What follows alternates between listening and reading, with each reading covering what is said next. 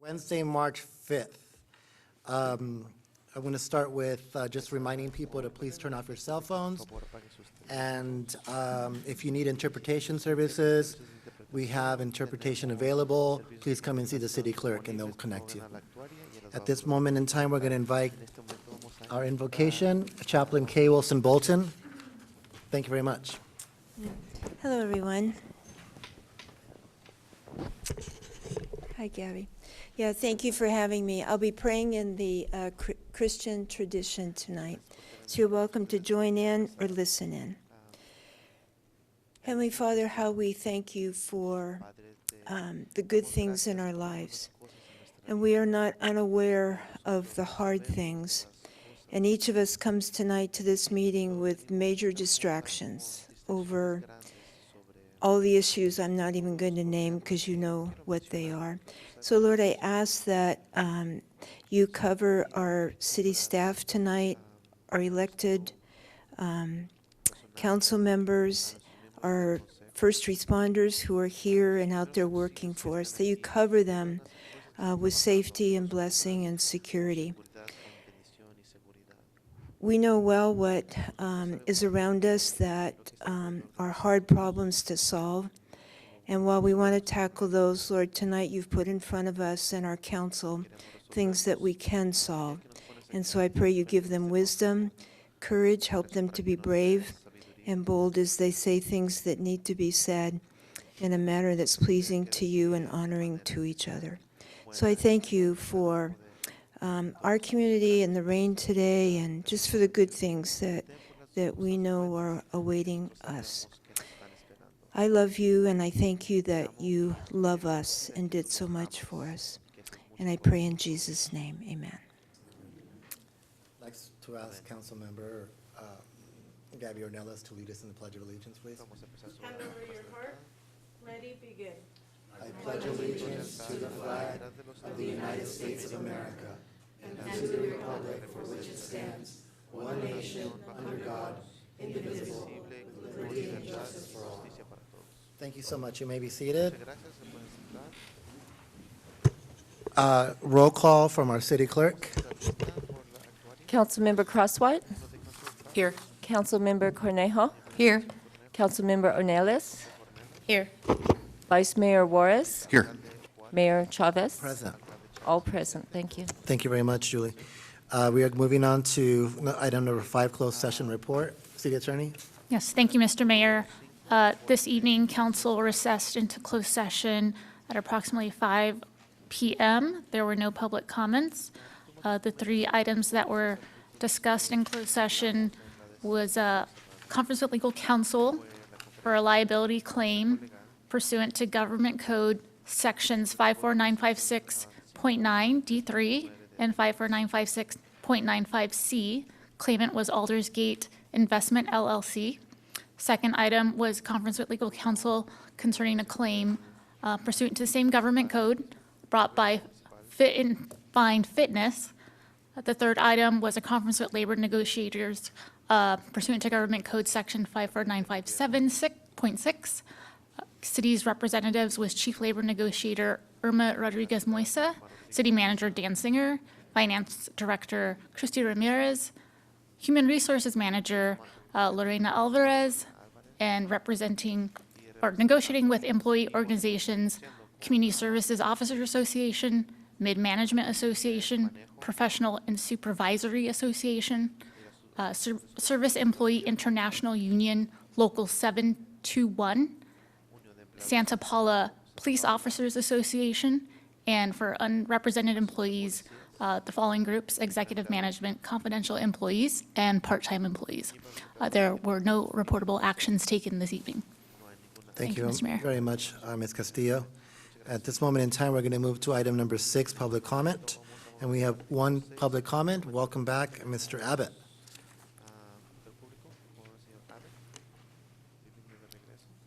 Thank you, Mr. Mayor. Good evening, ladies and gentlemen. Mr. City Manager. I'm not going to go on about the glue trap tonight because everything that needs to be said, I've already said it.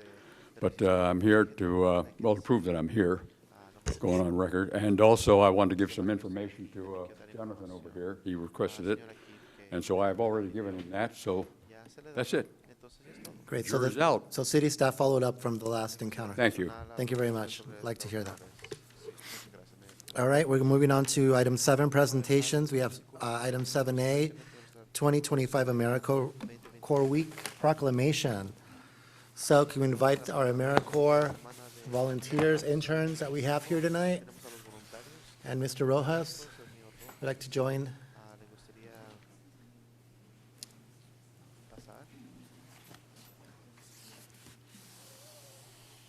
And I'll read the proclamation, and it'll be followed by your comments and introduction of those present. I'm actually going to invite our council members to read 2 paragraphs each, starting with Councilmember Crosswhite.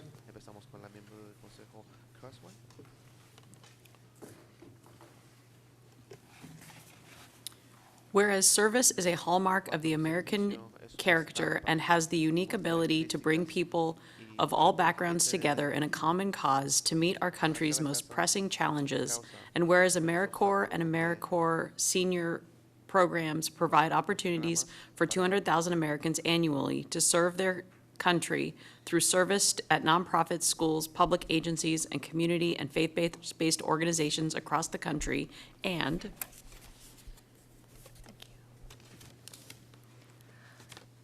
whereas national service represents a robust public-private partnership that invests in community solutions and leverages non-federal resources to strengthen community impact and increase the return on taxpayer dollars, and whereas the American Connection Corps, ACC, a place-based national service program of Lead for America and powered by AmeriCorps, connects people, places, and possibilities by addressing the digital divide in communities across the United States.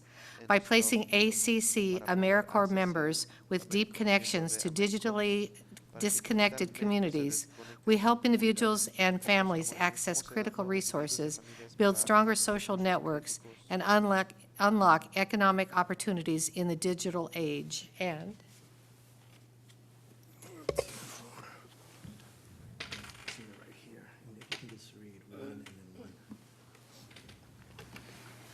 whereas ACC operates with deep respect for place, recognizing that each community has unique challenges and opportunities, our members work shoulder to shoulder with local partners to create lasting impact, fostering a network of leaders with diverse lived experiences who maintain strong ties to the communities they served. And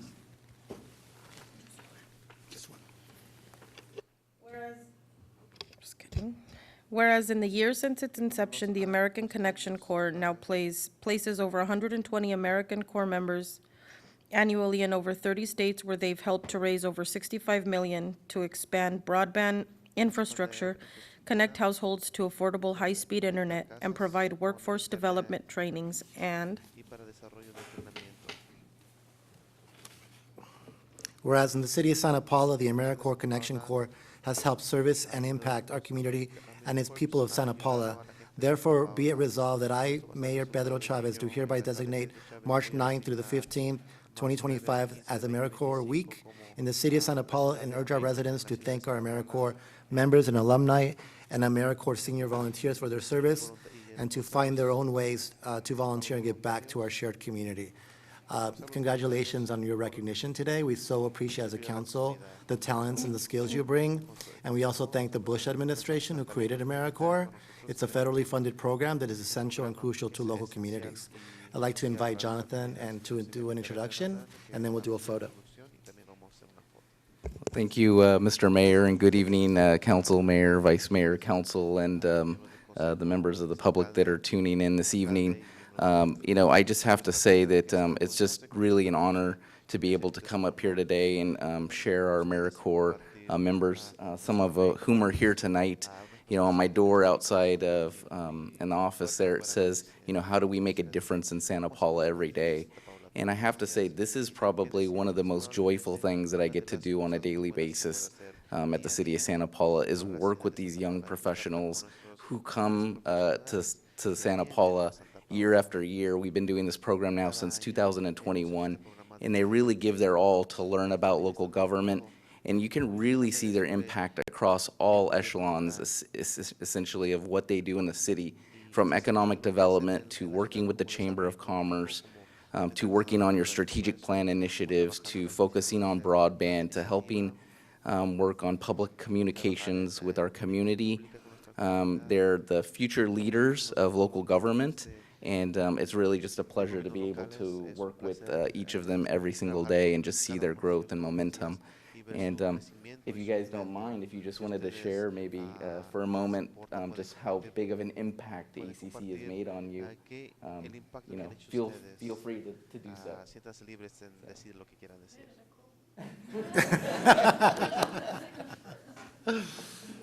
Well, good evening, everyone, for the ones present and at home watching.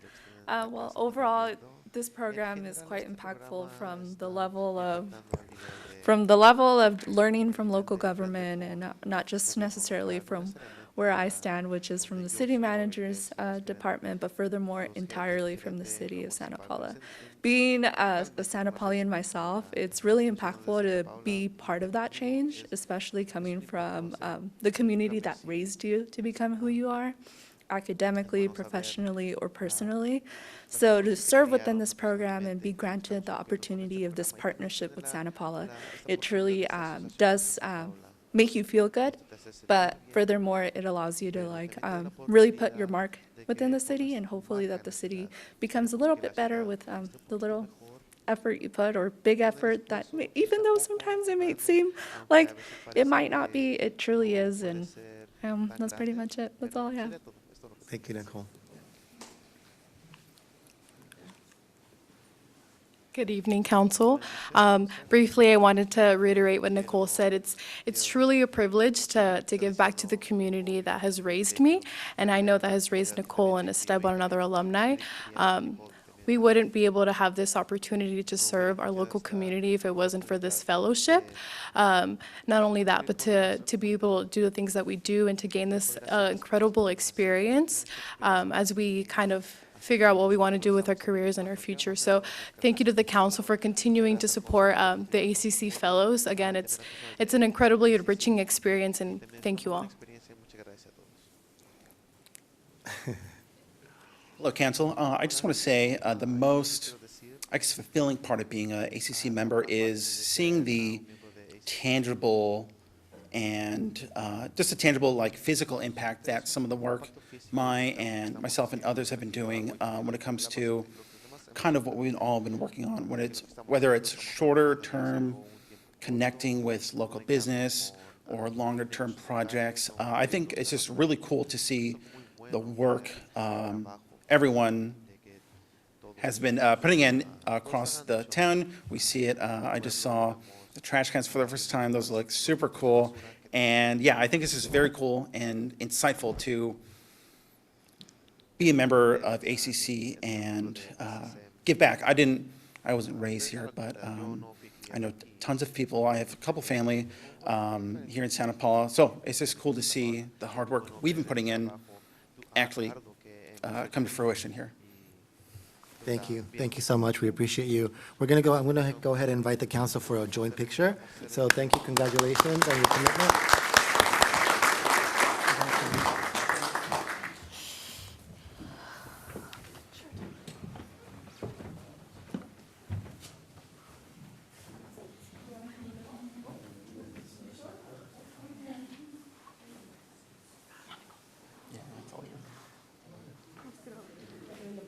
Absolutely, yep. Maybe tall in the middle, really.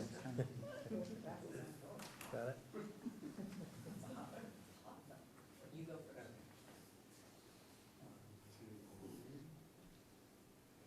Go on my LinkedIn.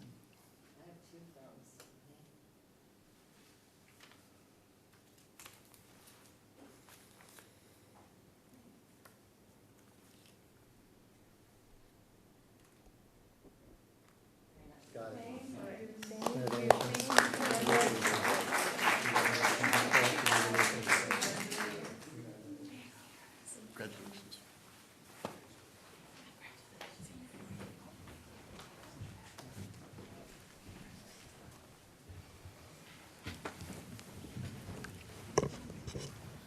All right, so this is a new tradition I believe we're starting this year in 2025. Item 7B, we're going to be acknowledging two very special individuals who were selected as Employees of the Year for the city.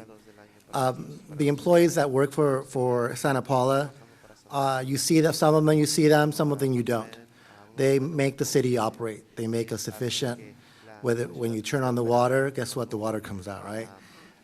So things that we see, it's easy to say, oh, wow, that's amazing, congratulations. But there's all the things that happen behind the scenes that we don't always get to see those things up front and center. So tonight, we're actually acknowledging two individuals that were selected as the Employees of the Year. And so I'm just going to read an excerpt real quick, so just give me one sec. I'm actually going to start with someone I've seen personally grow and develop here in the city of Santa Paula, and I'm going to invite Javier Cancino to come up. And he's what we call the Field Employee of the Year, so let's give him a round of applause.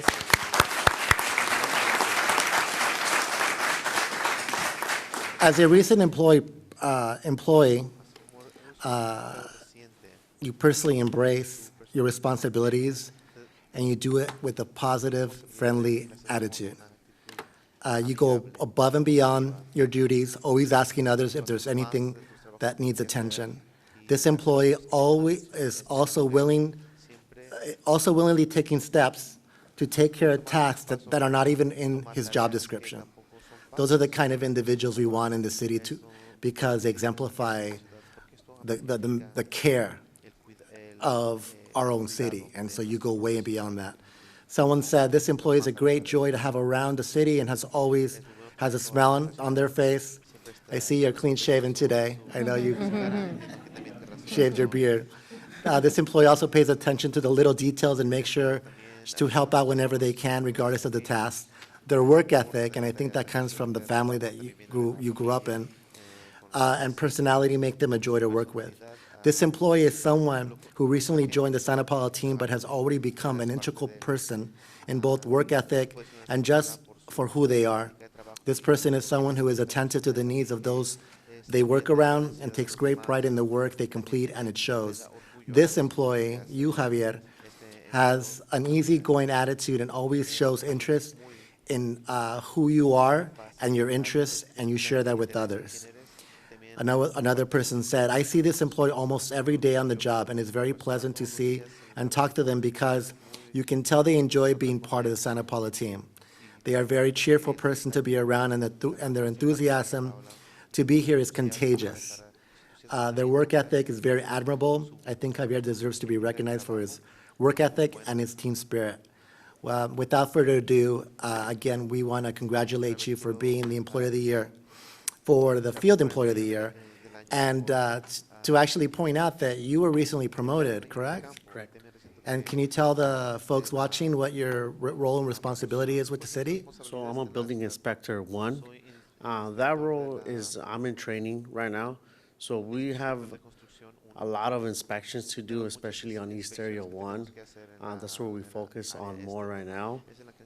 That's where I can learn from the bottom up. They start from foundations all the way up to the last re-roof and the last windows and the last finals inspections.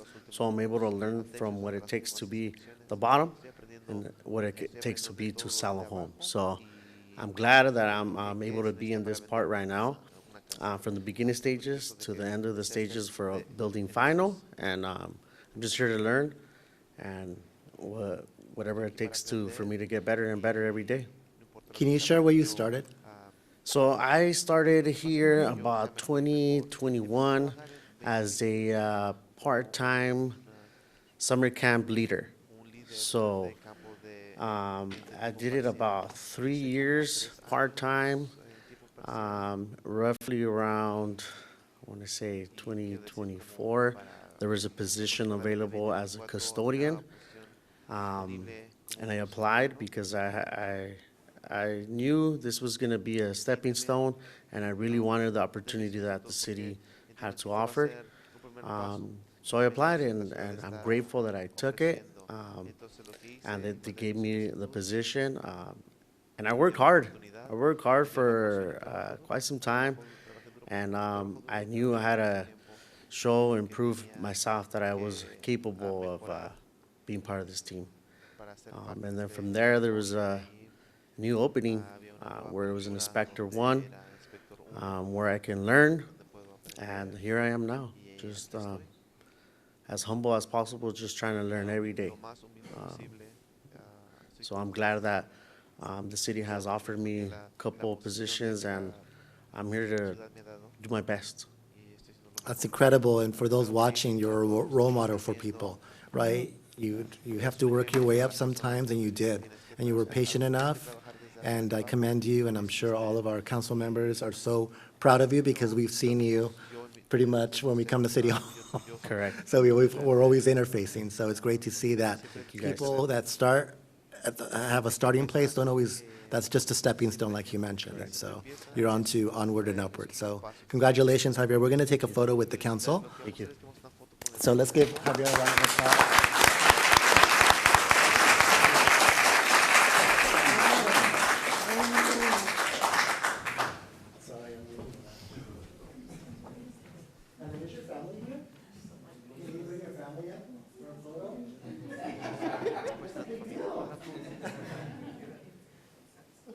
You guys are going to be here in the middle. Sure. Tell me about your family. We're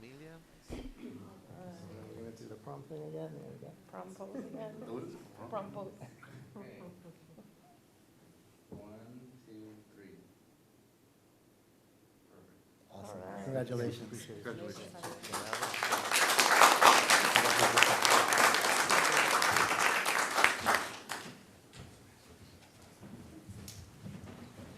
I wonder who the next one is. I don't know. We have all these uniforms in here, huh? All right, what can I say about this gentleman? We are so excited to have him be part of our police department. Eric Starna, can you please come to the podium? Yeah, let's give Eric Starna.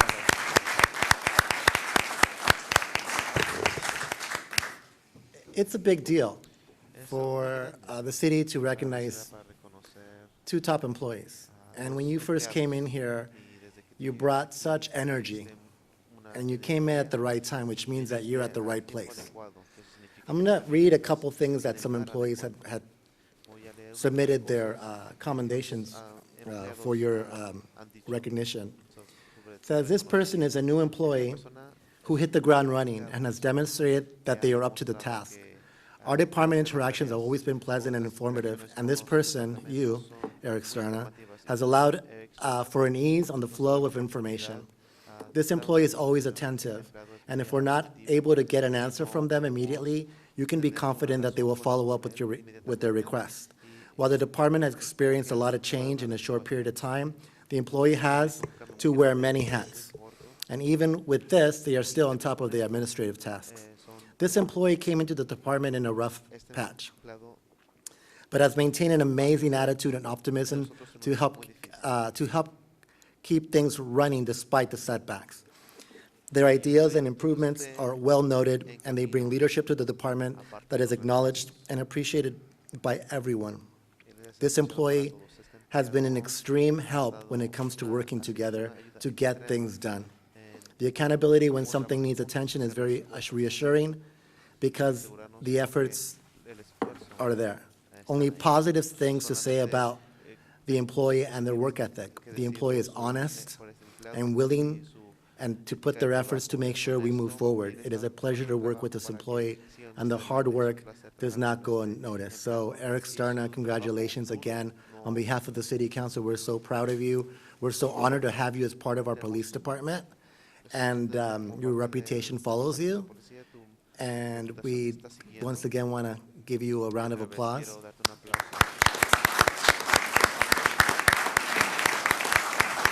And give you an opportunity to share a little bit about yourself and your story, why you care so much about Santa Paula and its police department. Thank you, Mayor, Vice Mayor, Council, City Manager, the public that's here, my team that's here, and my wife that's here supporting me. These are the things that make this city unique, the recognition. You take care of us, and we take care of each other, and our goal is obviously to take care of our community. But I just enjoy working here. This was the right fit. And the people that I work with, not just at the police department, but now we're in a different building right now. Those are unique partnerships, and there's not one person I can't ask, whether it's at these seats right now or in the audience for help, and they'll help me. I mean, it's amazing. I'm proud of this department. I enjoy putting this uniform on every single day, and I love working with our community. And I just love being here. So I want to thank you for taking the time for this recognition. These are the unique things that our city does that make it stand out, that make it feel home, that make it feel like family. We are going to continue to work harder, work together to be the best that we can for our community, to represent you very well. But I'm just so happy to be here. And again, thank you for this award tonight. Congratulations, Commander Storna. We're going to take a photo. I know your wife Nora is in the audience, or there she is, taking a photo. You can have her join you, or I'm going to take a group photo.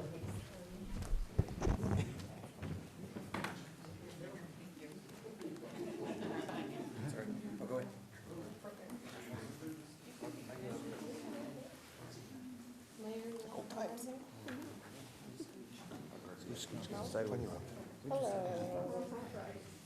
Wait, we're gonna turn sideways so we all fit, yeah. There we go. Okay, you ready on this one here? 1, 2, 3. Here.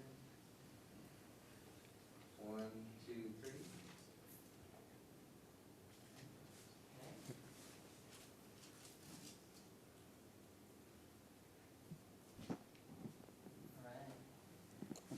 All right. Congratulations.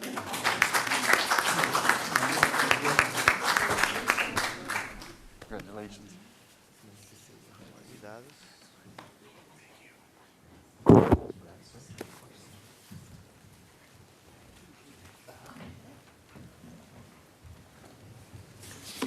All right, thank you to the public and to those watching for indulging us as we recognize some very special people tonight.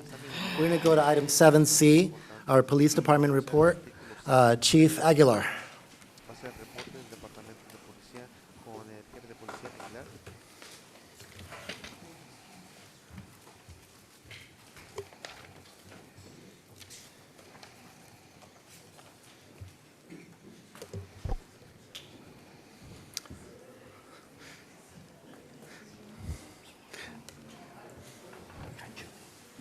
Good evening, Mayor, Vice Mayor, Council, City staff, City Manager, Mr. Singer, and all our listening audience.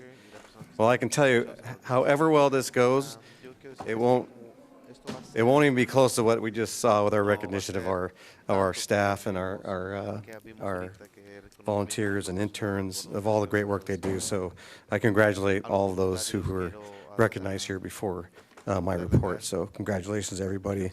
And it truly is a good family here to work with.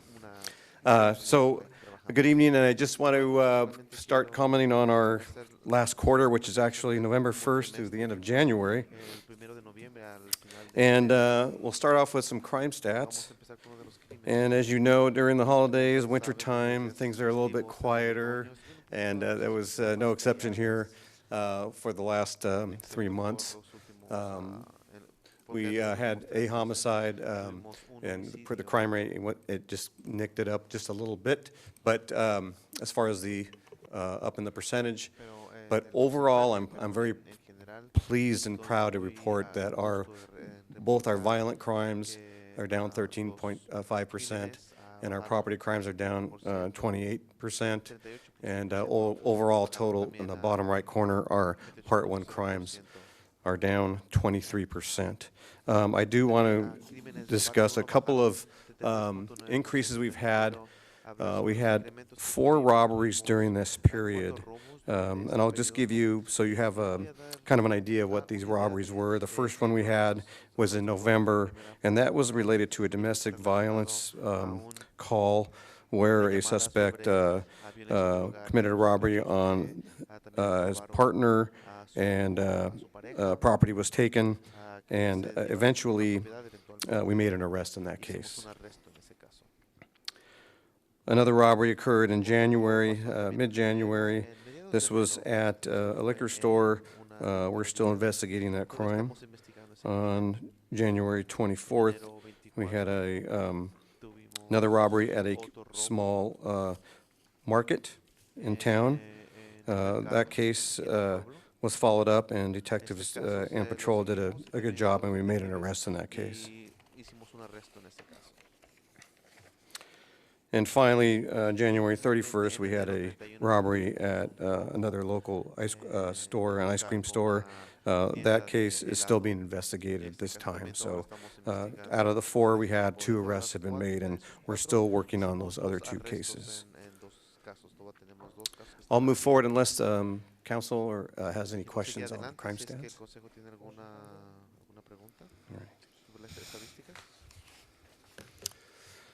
Continuing with some statistics, I always like to give kind of a brush about what we're doing that's impacting the community in a way that reduces crime.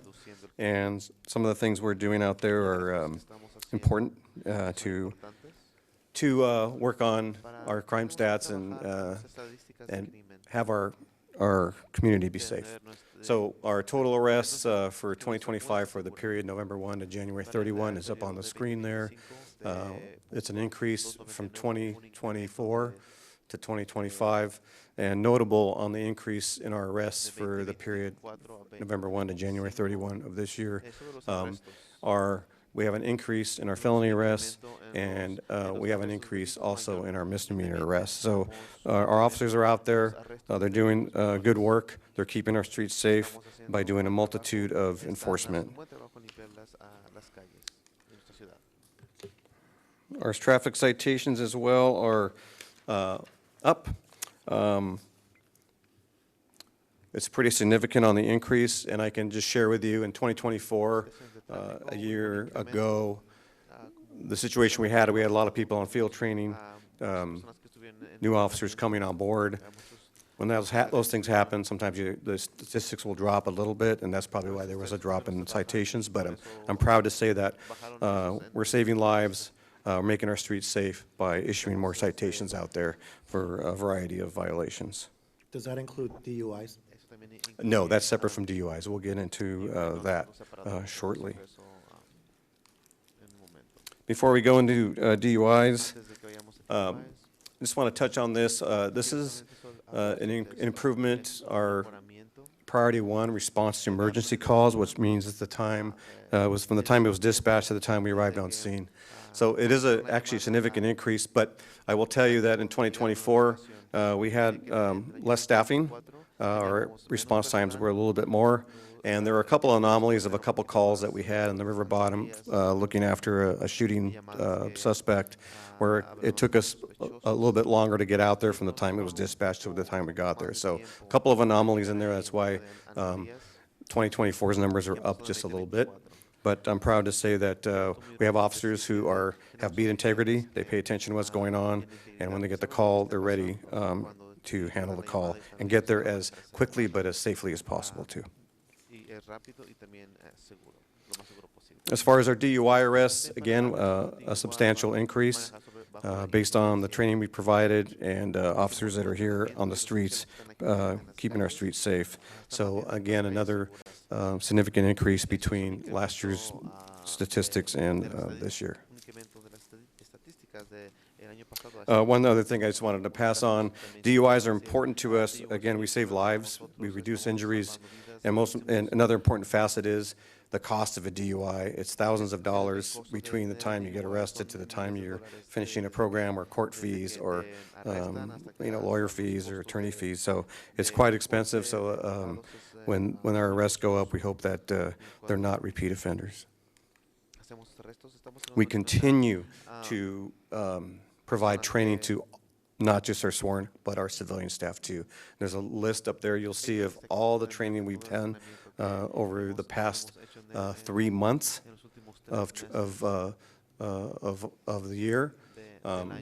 Everything from investigations to assertive supervision, even for our civilian staff, and other background investigations. We're reducing costs by having our community service officer receive that training. A civilian can do a background investigation for both sworn and professional staff background investigations. So we're continuing moving forward with that and making headway. But lots of good training up there. De-escalation. There are many forms of de-escalation we talk about, from reducing the type of force we use, and this is another great piece of training we just received, our officers just received. This, for those suspects that are resisting arrest and we have trouble controlling other conventional types of restraints really just aren't in the best interest of law enforcement. We have to have compassion, and we have to make sure our arrestees are in good care when we have to apply any kind of control holds or force. So this particular type of de-escalation equipment is called the RAP. Basically, it provides us the quick ability from left to right to, after an individual is handcuffed, if they're kicking or moving or their body and we can't get control, we immediately get them off of their stomach onto their side, apply the leg restraint that will stiffen their legs up so they cannot move their legs in a fashion to kick or hurt an officer. And then the third photo is getting the person, for safety reasons, for their safety reasons, on their back, upright, so that they're not having any medical issues, breathing, asphyxia, or any of those kind of things. And finally, the fourth picture is just getting that wrap and the belt, the yellow belt over their shoulders to make sure that they're upright and they're breathing and they're in a good position to prevent them from becoming ill or having some kind of episode. So good training, de-escalation, a good way for us to continue, and all of our officers are being trained by our watch commanders and training staff. So another good option for us. Department projects. Before I go into our construction, we've talked about it in our city newsletter. Our Ventura County Transportation Commission grant has allowed us to purchase a new crime scene investigation vehicle, a new Ford Explorer, and that Ford Explorer will have all the equipment for our community service officer who will do crime scene investigation. Lots of good technology, 3D crime reconstruction or traffic collision reconstruction, and other unique lighting tools, evidence collection, equipment, and those kind of things. So we're very happy that vehicle is already out and about and has been on a few of our crime scenes already, and we're thankful for the Ventura County Transportation Commission for providing us not only the money to purchase the vehicle, but to enhance by allowing us to purchase additional equipment to fortify that vehicle for adequate response when we need it. I'm happy tonight to tell you that our phase 1 of our police station construction is nearing completion. It's fantastic. It's exciting. I go in there and I walk in the station every day, and I'm thankful of the work that's being done and the support that the council has given us to get this first part of the project done. Our fencing is up. The flooring is in, the walls are painted, the cabinets are getting installed. It's just amazing and exciting for our officers and staff to go in and take a peek at what's going on. So we're very thankful of the progress, and we're excited to move back in, hopefully in another month or so. So maybe sooner. So good things. A few more pictures of some of the neat things that are going on, the fencing, which will make all of our city staff more safe, a parking facility that's safe for all of us to park and be able to go home at the end of the evening and know that our vehicles are safe and we're in a safe environment in the parking lot. And also, one of the hallways, or a couple of the hallways in the police station, have a nice blue tinge light up above, which gives you a really nice, less sterile kind of environment feeling, and it's just really neat. So we're really excited to get the finishing touches on. One of the things that's super important to our staff is how we continue with the construction projects. Our staff has waited a long time. Some who have been here a long time have waited quite a while to see the changes. Some of them have been here, have been here a long time, 30 years plus, and have been told that, hey, this is going to happen, and it finally is, which is great. But we want to see the project continue to going. Phase 2 is another big phase. As you see, the list of items that are going to be covered in the next phase, and we're excited to see, especially for our staff, a new break room, a new briefing room for our patrol officers who have been, displaced out of the station, and so it'll be nice to get that done, and a new property room, so with new space, so it's going to be great, and we're excited for phase 2. We hope that comes to fruition quickly. Phase 3 is the final phase, and this is where the final touches go for our employees for new locker rooms and restrooms. That's a big plumbing project. It's the biggest probably to do of everything on installing everything that needs to be done, but to have new locker rooms and new facilities, restroom and locker room is going to be fantastic. So again, new offices, moved around, and so it'll be great when that final phase is completed. So we're excited. As far as our staffing and recruitment, we have currently have a police sergeant recruitment going on, and we hope the candidates in that will be successful, and we'll fill hopefully a couple of our sergeant vacancies. Our dispatch center continues to be fully staffed. We have a great staff, and we have a dispatcher on our schedule who works every day. There's a dispatcher assigned to work the peak periods, either from 10 a.m. to 10 p.m. to help our primary dispatcher, so it's fantastic. The morale has been great since we've been able to add these positions, and we have a lot of good teamwork going on in there, so appreciate all of their work. They're the best multitaskers in the world, trust me. And then senior officer and officer vacancies, we have those. Once we fill the sergeant vacancies, we'll be looking to fill our senior officer vacancies, those who have moved up from senior to sergeant, and then what other vacancies are left for officer after we make those senior officer promotions, we'll continue to get our staffing to full allocations. These are some of the most fantastic things I like to talk about, is our engagement, and along with our philosophy to continue to gain the public's trust. We are out and about. We just, the Parks and Rec just finished their youth basketball league, and we of course had several PAL teams. We've been out there with them to cheer them on, as well as the other teams. So it's great to see all of our officers on the weekends come out and support our youth. Makes a great partnership with parents, and just to let them know that we're there to keep them safe, but also to cultivate those partnerships to help them for the future. The picture on the right is something that the mayor was discovered this great group of youth who are into boxing, and these kids were in a gym here in the city, and probably at least 40 kids that come there every day to box. And so that's part of our new police activities league, is to support these kids because they're very disciplined, they learn skills, and they don't pay membership because many of them can't afford it, but their skill set is amazing, and just amazing group of kids. And it's great to see there. I talked with those kids individually, and I know the mayor did too, and so did Commander Starner when we visited them one night, and some of the stories are just amazing. So we appreciate them. We will continue to support them, and we've told them that. And on the heels of that, this picture is worth a lot of words, because this was a new venue for the boxing, for the Extreme Boxing Club, these youth and their coaches to be able to continue their training and skills and development. And we had a new business location for them to show up and occupy. And but what came with that was some cleanup that needed to get done.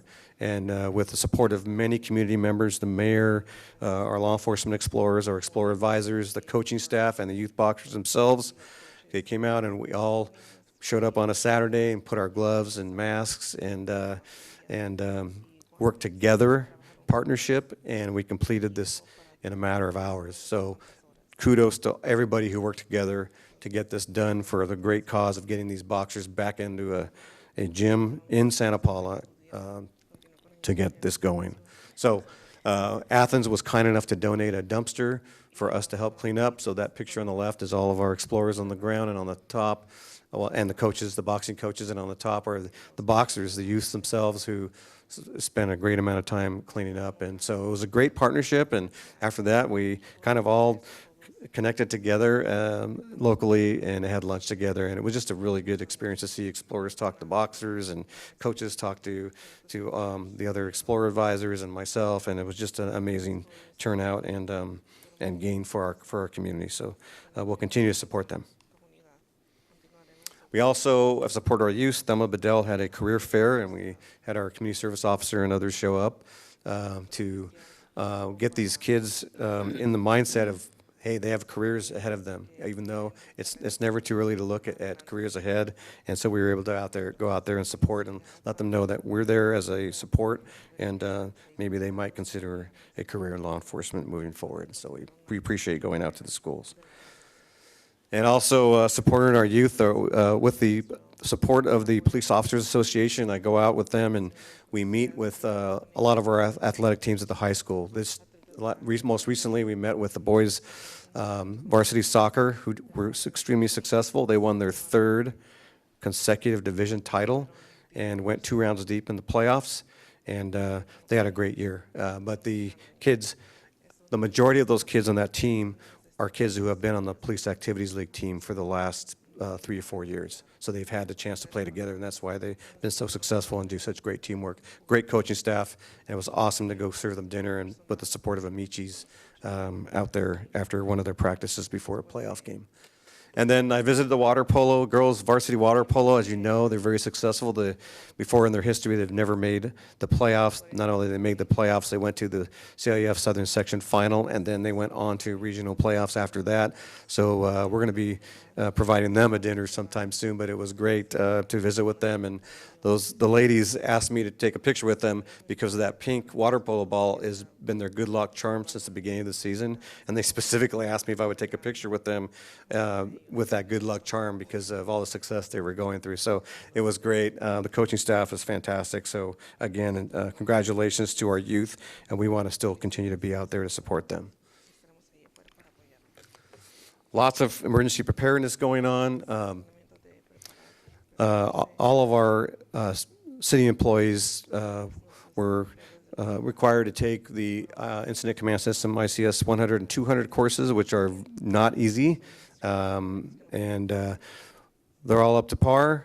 We're ready. We're getting ready to prepare ourselves for the next big event, and we know how to do it within the ICS system. So it's great to see the participation, and thanks to Kate Watkins, our Emergency Services Coordinator, for getting these milestones and these things done. Much appreciated for all of her work. AED, or automatic defibrillators, they are now going to be installed at 11 of them will be installed at all of our city facilities across the board. That will be followed up by training to use those. Also, CPR and AED training will be provided for our city employees. So this is, again, a positive move forward in preparation and preparedness at our city facilities to make sure that in case someone needs it. The defibrillators are very easy to follow as far as instructions. You don't need any certification, and the training will continue, and we appreciate the opportunity to do that. Our CERT graduates who recently graduated will also be going under first aid, CPR, and AED training. Our Emergency Services Coordinator has been busy out in the community, not just on social media, but on the Listen Up Santa Paula podcast, live podcasts. She's also completed some good hazmat courses and OSHA courses, which is going to help us in any response we have to those kinds of incidents. And a few months ago, or a couple of months ago, we were able to purchase tactical first aid kits for our officers.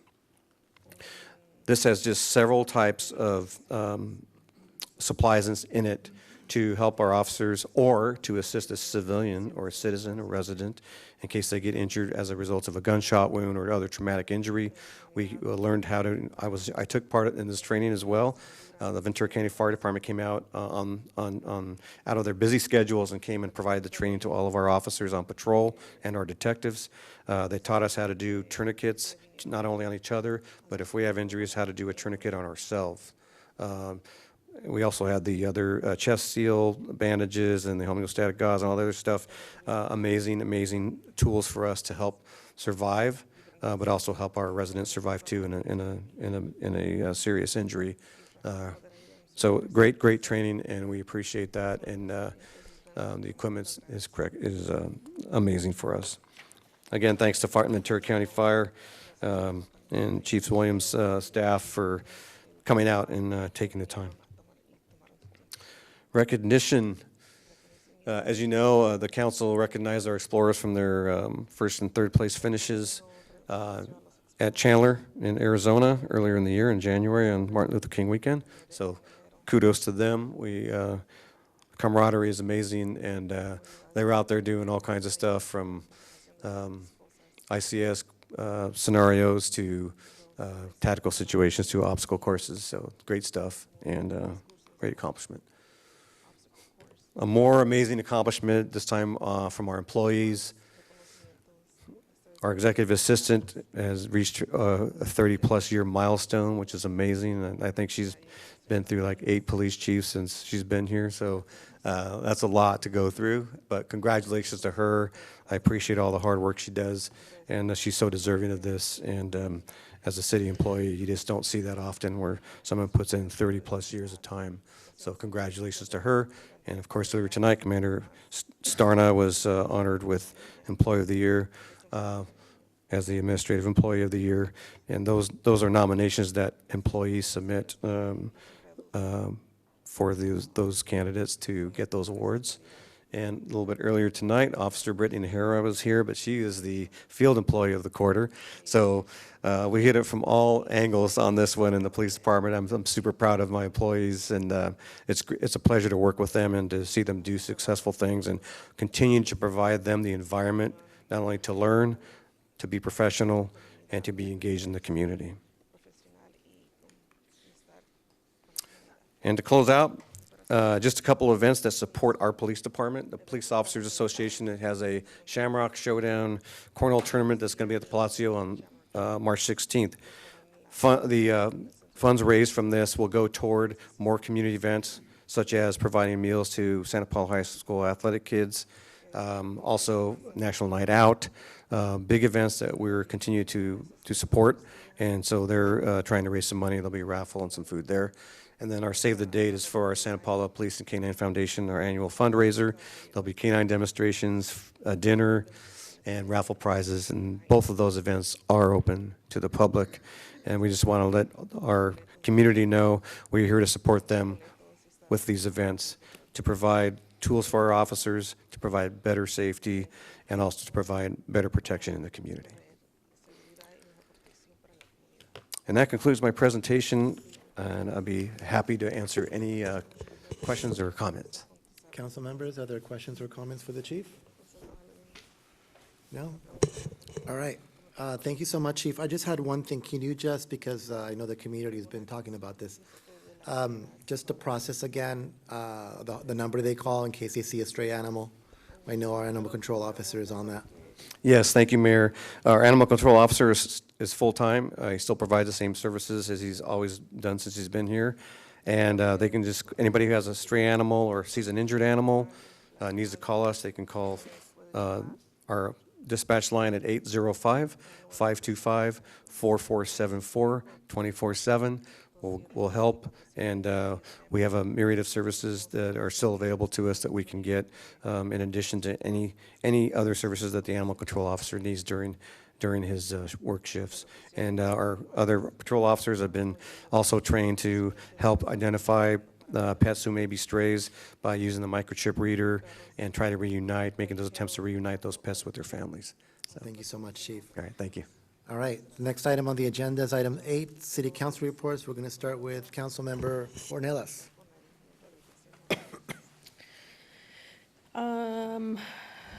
Okay, so I attended my first Parks and Rec Commission meeting. I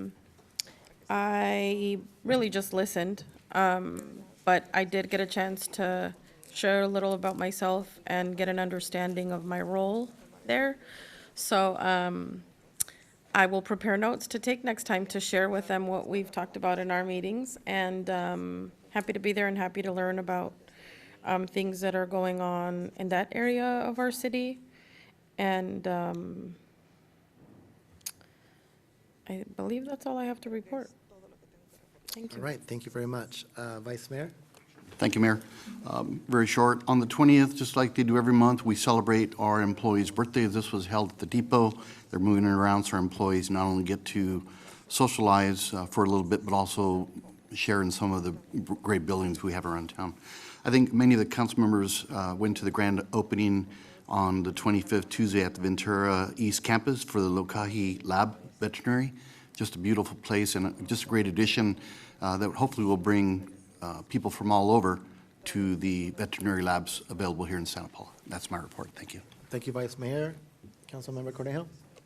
Thank you, Mayor. On February 20th, I attended the Ventura Regional Sanitation District meeting. Our Vice Mayor Juarez was there he was presented with a lot of kudos and a certificate of recognition for his service as an outgoing member of that committee. No, it's a commission. Board. Anyway, sorry. Again, February 25th, where we all attended the veterinary lab that's opened up. And it's just an amazing facility. I tease that maybe I helped pay for it because I had a very expensive surgery over in that nearby with my dog not too long ago. Very much appreciated to have those professional services and another career path for young people to learn as well through that. February 26th, I had a catch-up breakfast with Mayor Chavez, and on the 27th, on the 25th, I almost missed a catch-up lunch with Councilmember Crosswhite. We do like to catch up a little bit, just to make sure that the lines of communication are open and a little bit of fellowship, and we've been lacking in that. We've all been very busy, and it was very nice to have a chance to just get to know each other better. On the 27th, VCOG, Ventura Council of Governments, had a coalition on the Regional Broadband Initiative, working on its path forward, concerns about funding, alternates, sources of funding for the future, and I do believe we have a path forward. We all left the meeting very optimistic, and I'm the representative for Santa Paula. There are four representing VCOG on that. And then just had phone conversation with a recruiting firm for the Ventura Regional Sanitation District. They're looking for a general manager. So we're just trying to give input as to what is of value to, as a representative to Santa Paula for that. So that would be it. Thank you. Thank you, Councilmember. Councilmember Crosswhite. All right, the first thing that I want to do is, so I don't forget, I want to do the announcement of every year, the Southern California Association of Governments has a scholarship program. It's a $4,000 scholarship. As of Monday, no one from Ventura County had applied, and they try to pick at least one person from each county, and then there's extras for, outstanding applications. So really want to encourage anyone. It's open to those who are either currently a high school senior or enrolled in a 2-year community college in the SCAG region who are planning to go. The preference is given to, where is that on here? Civil engineering, community planning, political science, public administration, regional planning, sustainable development, urban planning, or other related fields, and future career goals. So if you know anyone who's going into any of those fields and you think they would be a good candidate, please, please, please ask them to apply. I would love to see the day when someone from Santa Paula got this scholarship. I don't know that anyone from Santa Paula has ever received it, but I don't know that anyone has ever applied. So I would love to see us have some people put in applications. And the application deadline is March 21st, and you can find more information on the Southern California Association of Governments website. All right. Also, SCAG related, my re-election as the representative for our Fillmore, Santa Paula, Ventura, and Ojai region is going to be coming up in like 2.5, 3 weeks. They haven't put out the official date yet, but it is this month, and so I will make sure that everyone gets information on that. You're elected by your peers in those 4 cities, so I will let everyone know when that has been officially that information has been released. I attended my first Ventura County Regional Energy Alliance meeting. They meet like 3 times a year. But we had our first meeting. They have some of their funding is still coming through, and some of their funding is a little bit uncertain. Because for some of their grants, they can go in and actually see the portal where you submit for reimbursement. In the case of some of their bigger grants, the portal was completely taken down because those are federal funds. So they're waiting to see what's going to happen with those, and they will let us know because like their one of their major EV charging projects across the county is dependent upon those Department of Transportation funds. And so it's a little bit of a wait and see game to see how that all works out at this point. I also learned that there's some energy savings resources available on the website. If you go to look up Ventura County Regional Energy Alliance, there's all kinds of stuff on there. There's some rebates for green businesses if you become green business certified, but there's also just links for information around how you can be more energy efficient, whether you're using electric or gas or whatever, and what programs are available. So there's all kinds of interesting information on their website. I attended the Clean Power Alliance Executive Committee meeting. We were just looking at the agenda for tomorrow's meeting, so I'll be going to that meeting tomorrow. I attended a 2-day climate resilience conference, and there was lots of good information, a bunch of takeaways. I will try to just sort of highlights. One of the things they were talking about is that we really need to work on being better prepared, not just for prepared for when, like, the sort of the after, like, how do you respond when there's an emergency, whether it's a flood or a fire, but how do you really mitigate some of the potential impacts, right? How do we be better prepared? And they said, sometimes it's hard to say, oh, well, we're going to invest money in X, Y, or Z when the disaster hasn't happened. But if you don't invest in those things, then the disaster is worse, whether it's storm drains or hardscaping or, whatever it is. And so I think that was one of the really big pieces. I think one of the numbers that they talked about was every dollar spent on prevention is worth $6 in trying to build back, at least $6 in trying to build back after.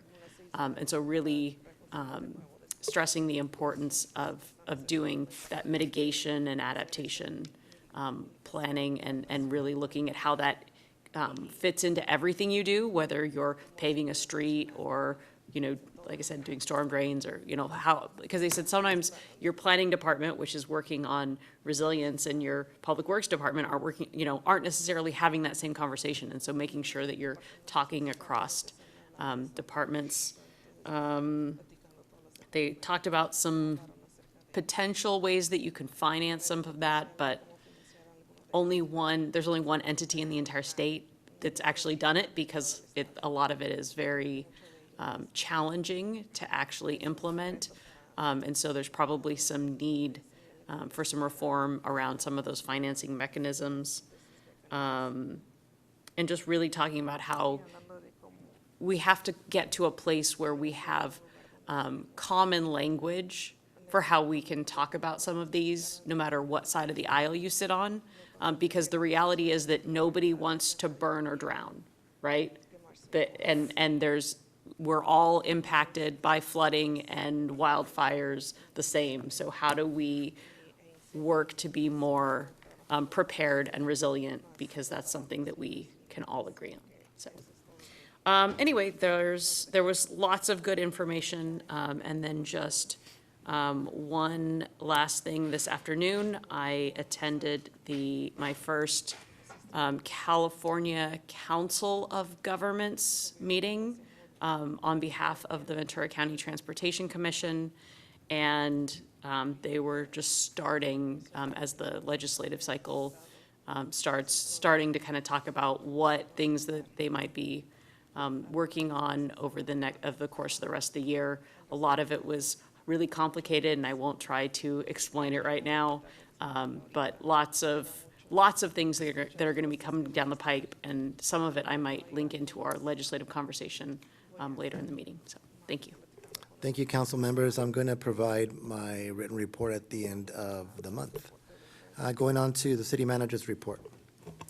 Thank you, Mr. Mayor, members of the council. Just wanted to point out some upcoming public events that are worth announcing. The first is taking place on March 20th.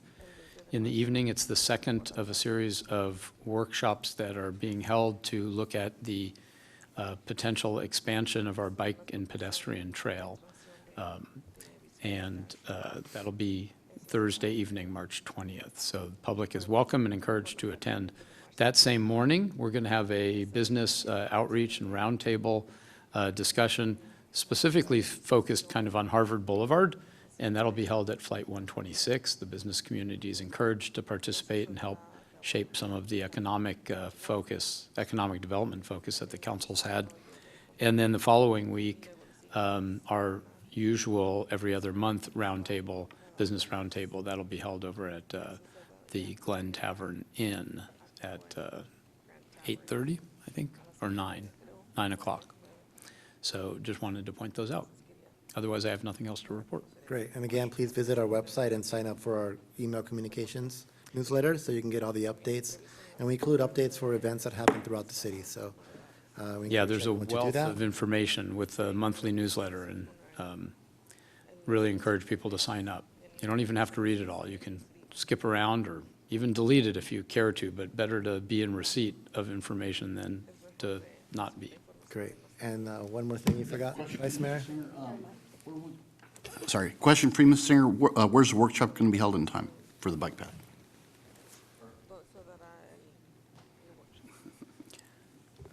Good evening, Vice Mayor. It'll be held at Our Lady of Guadalupe Church, and it'll be from 6 to 7:30 p.m., and we will have Spanish interpretation available as well.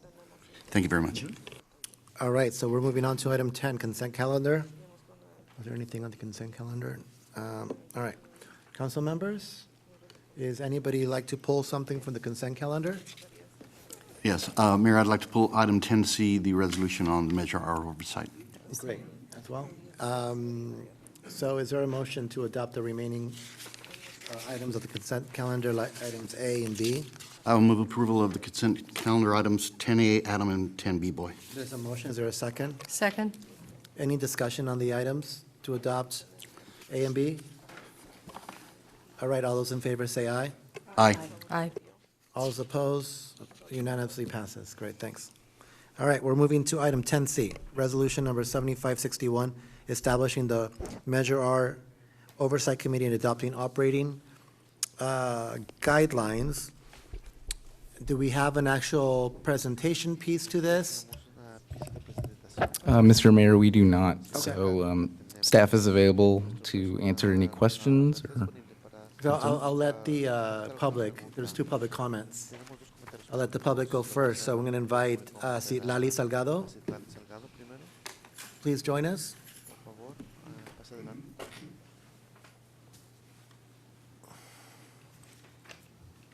Hi, good evening. I'm Citlali, the community organizer for Cause here in Santa Paula, and a lot of our leaders are actually sick because of the weather, but I know they're watching from home right now, so I want to shout out like Amalia, Graciano, Ricardo's actually here, so yeah, and I wanted to just express my support for the Measure R Oversight Committee, and I'm really glad to see that there was some general agreement on how the committee should be formed at the last city council meeting. That said, I wanted to highlight a few things that are really important for our community as we move forward. The committee should meet regularly, at least once a quarter, so they can give feedback and stay on top of how the funds are being used. This kind of regular check-in will help keep everything on track and make sure the community's voice is heard. Another thing is leadership development. It's important that the committee not only reflects our community, but also helps grow leaders from within it. We've got so many people here who are capable of stepping up, and as we saw tonight, there was a lot of great leadership development, and I think this committee will also be a great opportunity for that. It's also important that the process is inclusive. We need to make sure we're reaching out to non-English speaking residents too, so that working class families and other groups are represented. I'd love to see that reflected in the committee's work. And it would also be great if we could get an annual report from the committee that breaks down how Measure R funds are used specifically, how much is coming in, where it's going, and what impact it's having.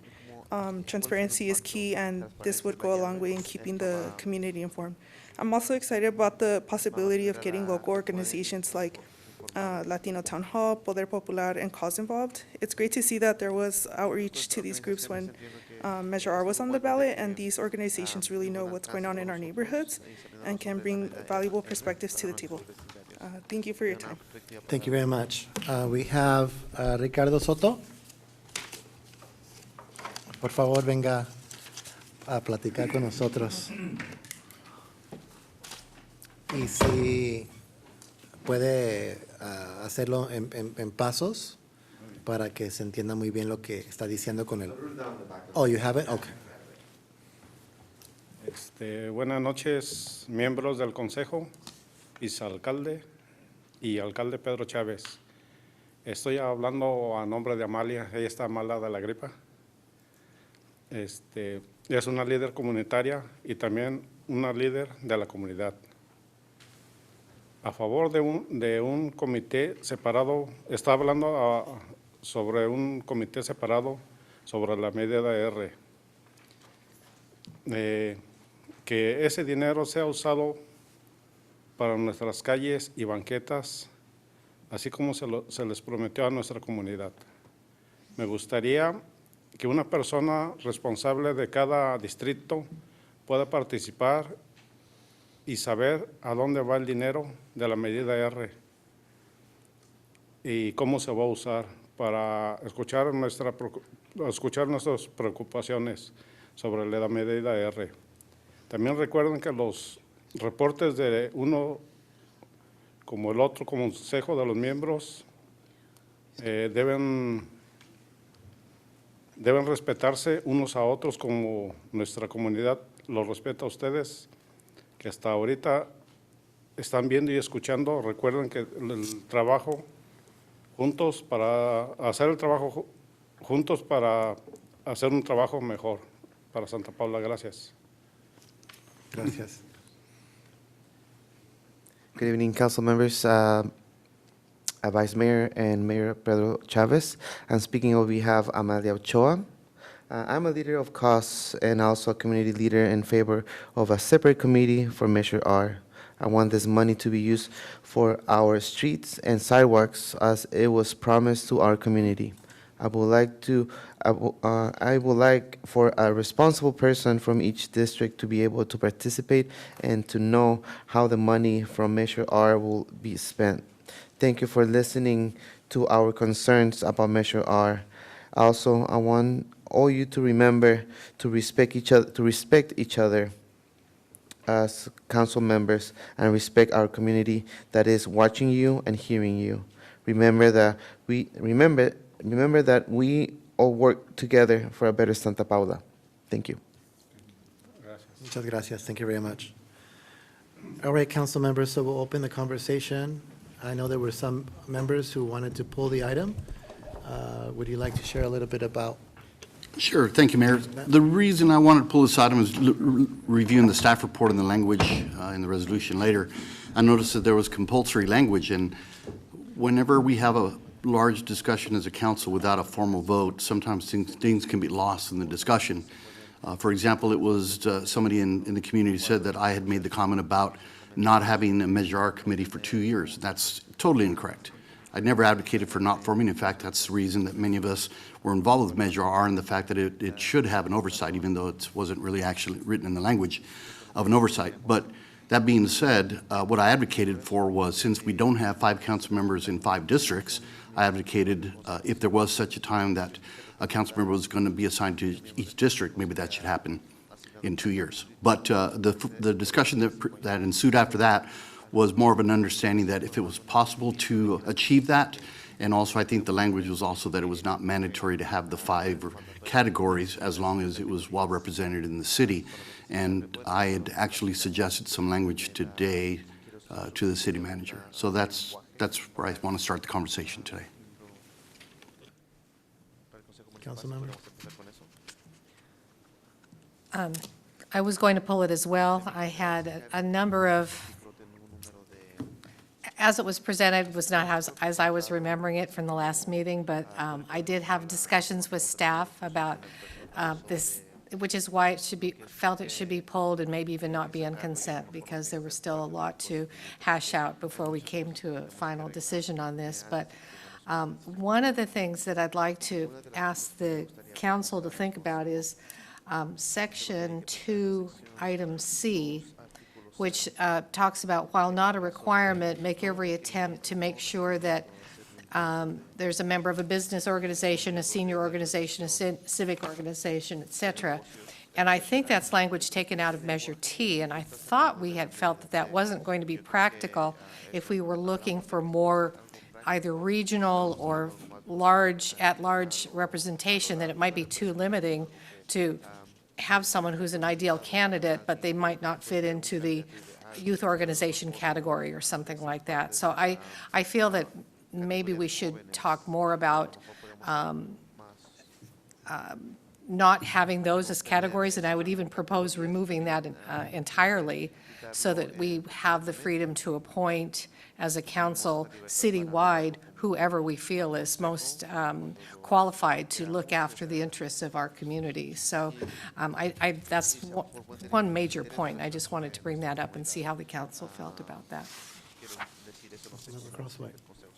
So the way that I had remembered it was the same, that we had talked about taking that out. One thing that I did think about since the last meeting is that we might want to add some sort of a bullet that, while not a requirement, we consider having at least one member with business or finance experience of some kind, just because this is a financial oversight committee. But that's sort of a different point. I had remembered that we talked about this language about making every attempt, but I thought that that was about point 2A, as opposed to about point 2C, which I think we talked about striking. So let's break that down a little bit. Is everyone in favor of eliminating Section C? Correct, just completely wiping that out. And then strengthening the language, as Councilmember Crosswhite mentioned, regarding providing the council with flexibility. If someone would apply and doesn't fit into the scope of a district, then that we at least have the flexibility to appoint another person. Although we'll make every attempt. Right, that make every attempt goes up with Section A, that we're making our attempt, and if that doesn't happen, then it opens up to an at-large opportunity. Correct. I agree. Is everyone on that? Yeah. Same page? So Jonathan, you have 2 corrections thus far? So just to clarify, we will make every attempt to do what exactly? To have a representative from each district. it can be your language here, the council will make every attempt to select individuals from each of the member areas, or 5 districts, or whatever. Actually, But that it's not, yeah, actually, I think. well, not a requirement. I'm clarifying because at one point we were talking about, should we have somebody with business acumen or business background? I heard that comment made. That's separate. Right, which is separate. We haven't got to. Right. And, right, eliminating the Section C related to all those different criteria. We're all in agreement, those are, Yes. okay. But except for the actual language on Section C, I think could just be moved up above Section A. To 2A, Right. okay. So Vice Mayor Juarez submitted some language that may be considered maybe superior to that for Section A, which would read something along the lines of that council will endeavor to select a representative from each district. However, if no candidate is suitable, that council may choose someone at large.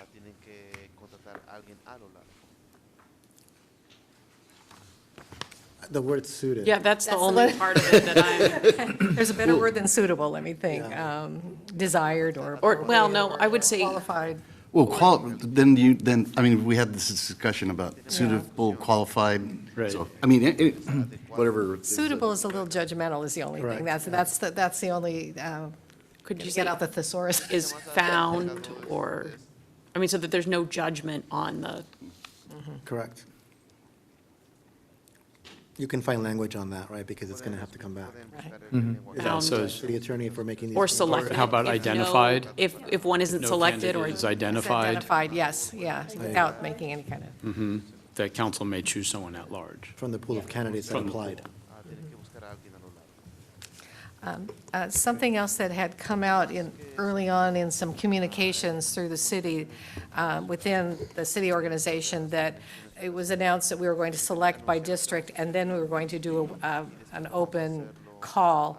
And my understanding is, again, it should be the opposite, that we're going to make an open call, and then in that order, and then make every effort to find district or appropriate, citywide representation. So I felt it was just the order of priority on how we do the process I felt needed correcting, so.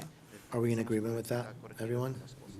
Okay, so it's changing the sequence, the order in which the application or the process goes out? Right. Okay.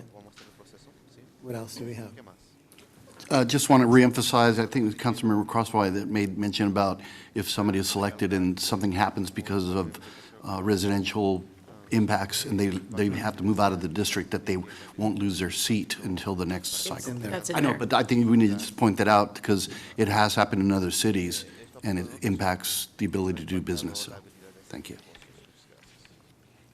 When we're not making it mandatory by district, then the Section 4 term of membership, which is by district, becomes complicated, because they may not always be by every district. So then I think we need to have a sequence of the first appointments, the council shall decide the terms of each candidate. We may find one with the financial acumen that we'd like to have that longevity with us. We may find one that seems to be a wonderful representative of the community that we want to give as the 4-year and then the 2-year. And I'd like to leave that up to council to decide on those first appointments, unless you want to process first. I'm fine with that, but I don't think it should be mandated by district if we need the flexibility to find candidates sometimes, so. So, Just eliminate the term, the district part, or each member shall serve a term of 4 years staggered consistent with an established timeline? Or a timeline established by the council? Well, it could be 2 and also 4? that the individual selects, you know what, I just want to do this for 2 years. Well, they could apply, well, we could have the application for 2 and 4 year. Gonna say, because you want the staggered, so on the Right, we want it application, staggered, we would certainly, put yeah. 2-year, are you looking for a 2-year term or 4-year term? And then you'd have that information available to you, because, And then we would select based on. Based on that, Yeah. or, and if they say either, then we can sort it out based on our, And it's what we feel as a council is going to be in the best interest of the city. Exactly. In terms of their interest, one, and also what their experience has been. in clarifying the language so that it's codified in the guidelines, do you have a preference on the staggering terms in terms of, do you want 3 and then 2, or in terms of? I would think it would be based on the election cycle, no? well, that's what she was saying is the challenges, though, because you may end up with someone who's, say, in Leslie's district, who really Yeah, only wants to yeah. serve 2 years. Then if you gave them a 4-year term, then they're going to drop out 2 years in.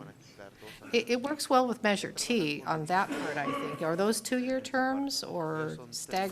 4-year terms. They are all 4-year terms, but they're staggered when they begin? they were staggered at the beginning. They were 2 Okay, years. So then, so when you and then is it every year or every 2 years? Every 2 years. The challenge here, if you move in the direction of district-based representation, is theoretically you want it to be synchronized with the council member who's from that district, ultimately, who will serve a four-year We're not term. doing appointments by But does it council. matter? Does that really, can it be worked out during the process of selection the applicants? Because I think we've decided not to appoint, the council member is not going to appoint for their district. Right. Correct. The True. desire is to find collective people body. collectively from all districts. So, Maybe it doesn't matter. And I I think think, not. and I think that's why I had shared with the city manager that I didn't think that the dates were helpful, because you're not going to be appointing people during the Christmas holiday. And so you're already going to end up with issues, and then especially on an election year, you're going to have someone who, you're going to have, some years you could have 3 brand-new people, and then they're just trying to figure out what it means to be a council member, and then they're trying to go, oh, we have 3 appointments we need to make. Well, we're not going to make them over Christmas, because people won't even know, they're not even going to be here to apply, and then you're not going to make them over New Year's, so maybe you're going to make them by the beginning of February. Couldn't we just create language that says the council will select 3 candidates for a 4-year term and 2 for 2? And leave it yeah, I at think that? so, and but we could without determine that. districts and. Correct, just based on the candidates. And what's a logical term? Is it fiscal year or is it calendar year? I just asked the question now, just in case. We're on a fiscal year, so that's It's a as good city. point. And this is budget-related. Right. So it is a good So point. maybe we could do it, have the appointments done for the fiscal year. Yeah. And then have them be 2 and 4 year. Well, and when would be the first time they would be meeting? Because I'm just wondering if Be you in the kind of. spring during a budget year, but in the fall for annual auditing. Right, so I guess I was just wondering if you have it be, you appoint them sort of February, March on a normal year, somewhere in that time frame. Except this year, we probably want to Right. move on it a lot quicker. Right. And we can still put it out for people to consider applying now while we get the structure correctly, if the council is in favor of something like that. Absolutely. That we at least get a pool of candidates. So do we have enough direction then? Hold on, before we move on, I have a couple other things. Well, no, I just mean on this term. Oh, on the term, yeah. Yeah. I mean, so I think the only question I would have is, so then will we start the term as of when we appoint this year, or do we want to make it like February or March, so that we're planning to appoint them to be ready for the spring on the next 2-year budget cycle? Does that make sense? Yes? So that on the year that you're appointing new people, you've got them in place before you need them. Is that complicated to track? Or do we have appointments that are? No, Julie Through the has year staggered, yeah. part of our Then MADI we could Act. do that. Yep. That's logical for how it would function for budget and Yeah, everything making else. it like March or April and then serving a 2-year or 4-year would be quite logical. And then not delay it, since we've promised the public that we do want the oversight, and if we're going to anticipating those funds coming in, it would be good to have people up to speed on the budget and the process too, so. I would just think, though, suggesting that we don't want it in March or April, because with the season that we head into budgeting, that's going to be a very tight timeline to try and get, if you have people that are nominated and needing to switch out, so. Well, that's why I had said February, March. Yeah, it should And be having February, March be March, the yeah. latest. And have you all sort of talked through? Yeah. Does it make more sense to appoint them like the end of February or the beginning of March? But that, We should be able to go ahead and begin the advertising now, and when you are ready for interviews, we can move on that at that time.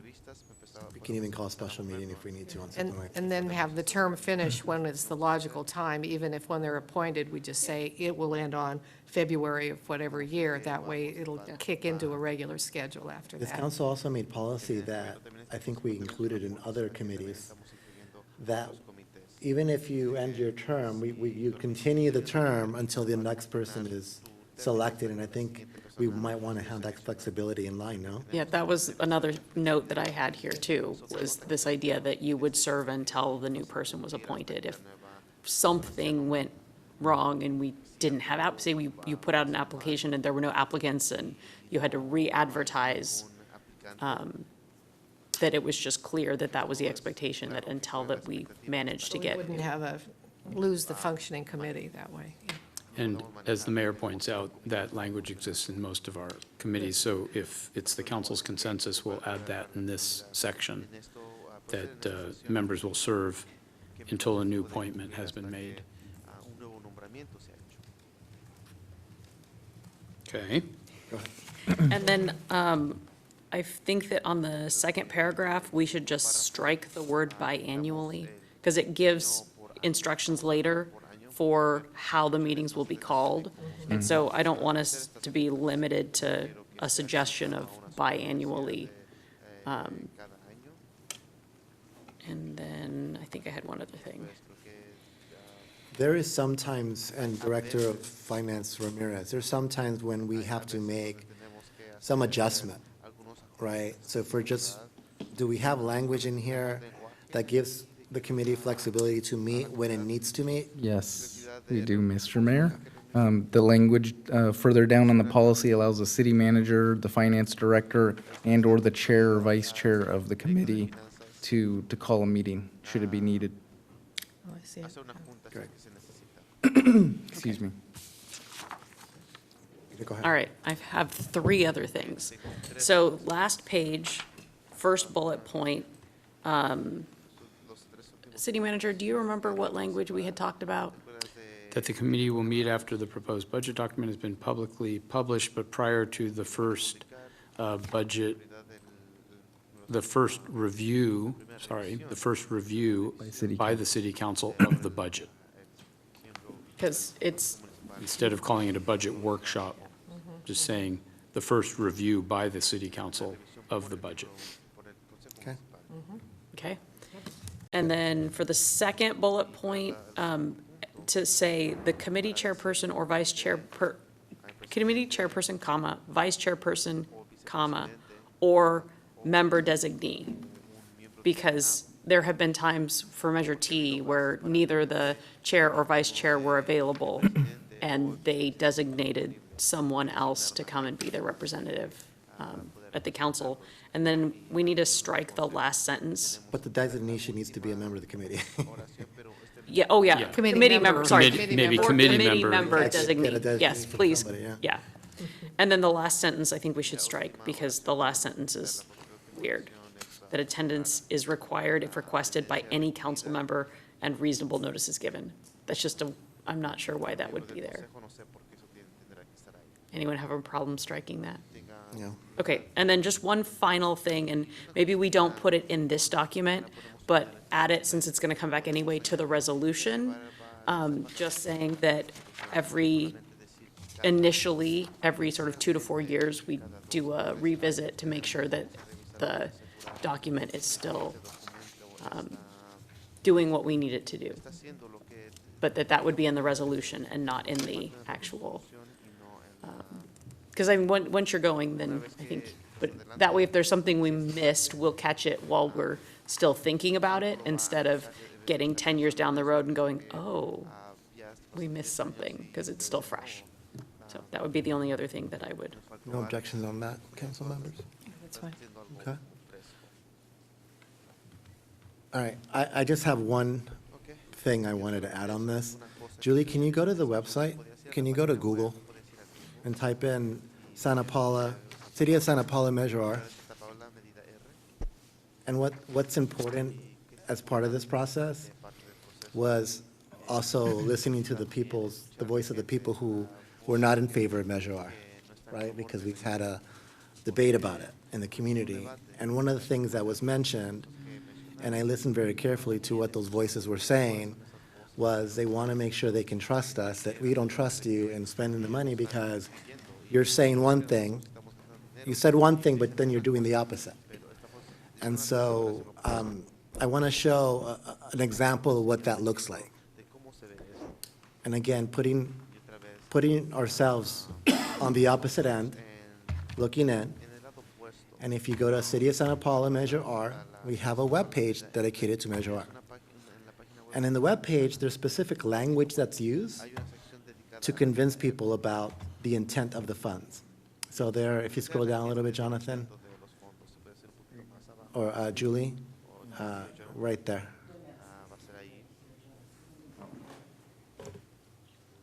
There you go.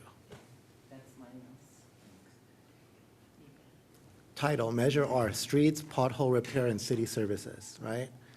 You read a little bit lower, and on the left and on the right, it has the official language of the ballot. I think it's important to not forget the intent and what people voted for.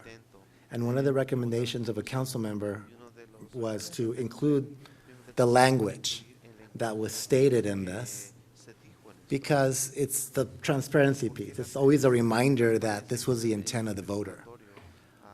There's some specific language, and again, I'm looking at titles, wording, right? And we can elaborate a little bit on this, right? Although this is a general service tax, funds may be used, and there's flexibility for that. And thank goodness that the voters supported this, because this is about long-term sustainability.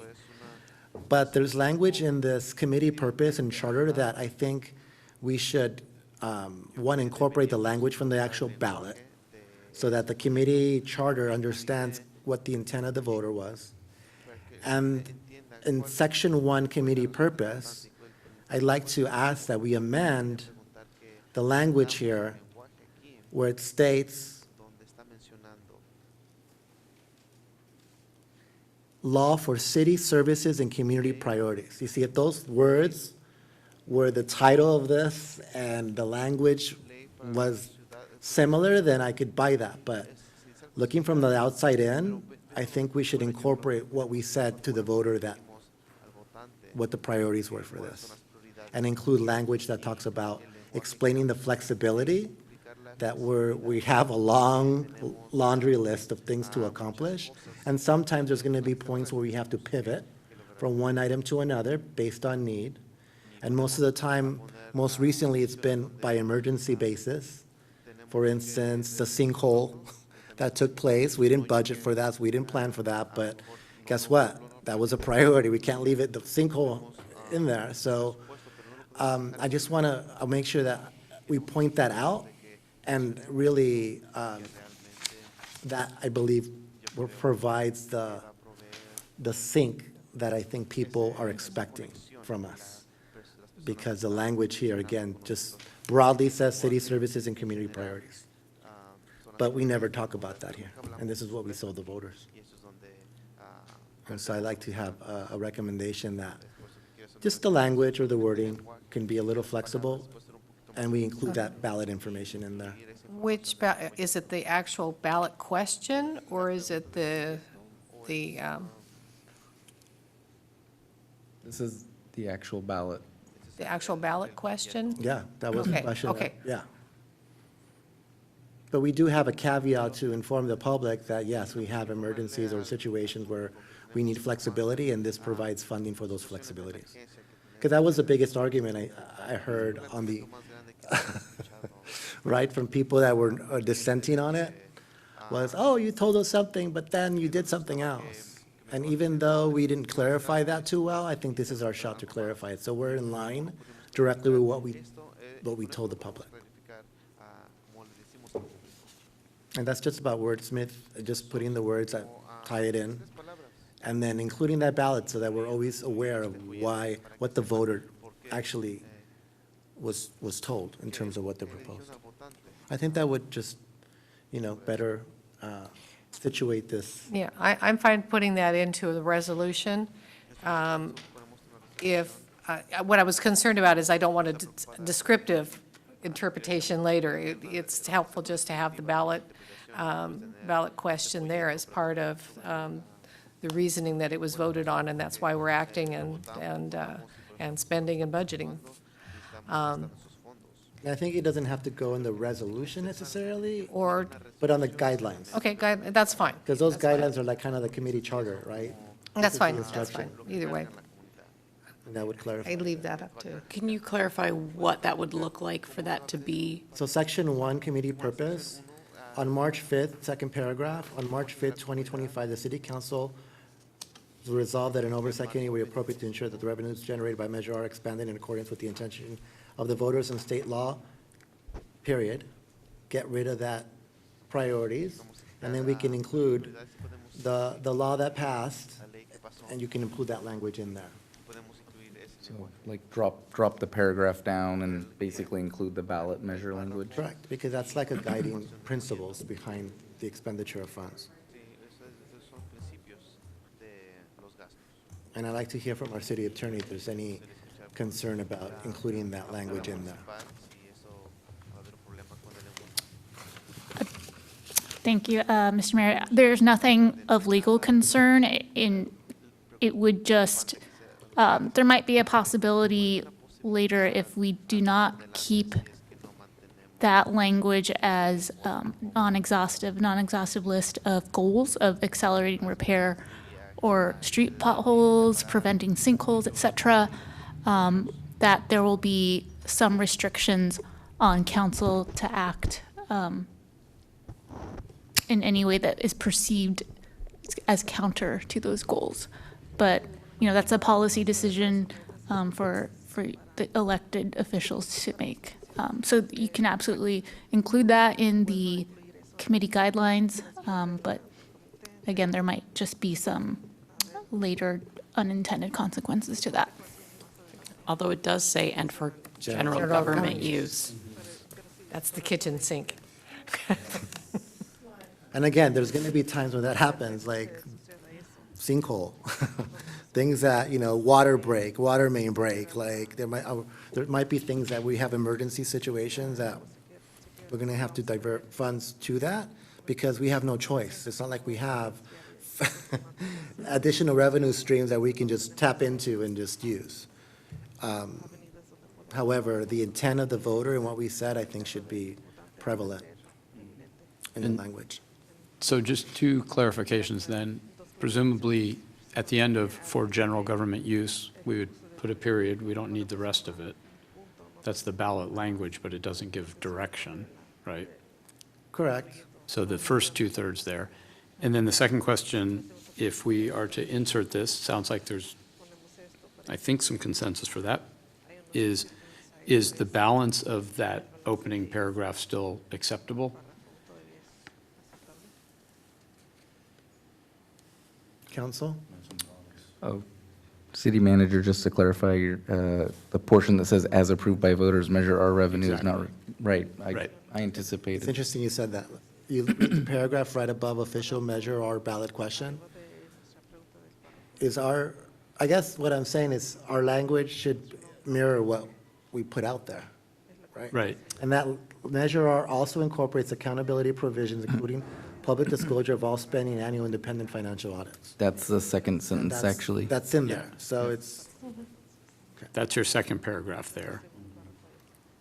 I just want to be sure so that we get it right this next time. Yeah, yeah. I want to be sure that there's agreement to insert this as you suggested, which would be to insert it towards the end of that sentence that starts with on March 5th. But then I just wanted to be sure that the rest of that paragraph is still acceptable. I think what you mentioned, ending with government use period, would allow us the flexibility. So, I mean, it's not going to be 4.5 every year.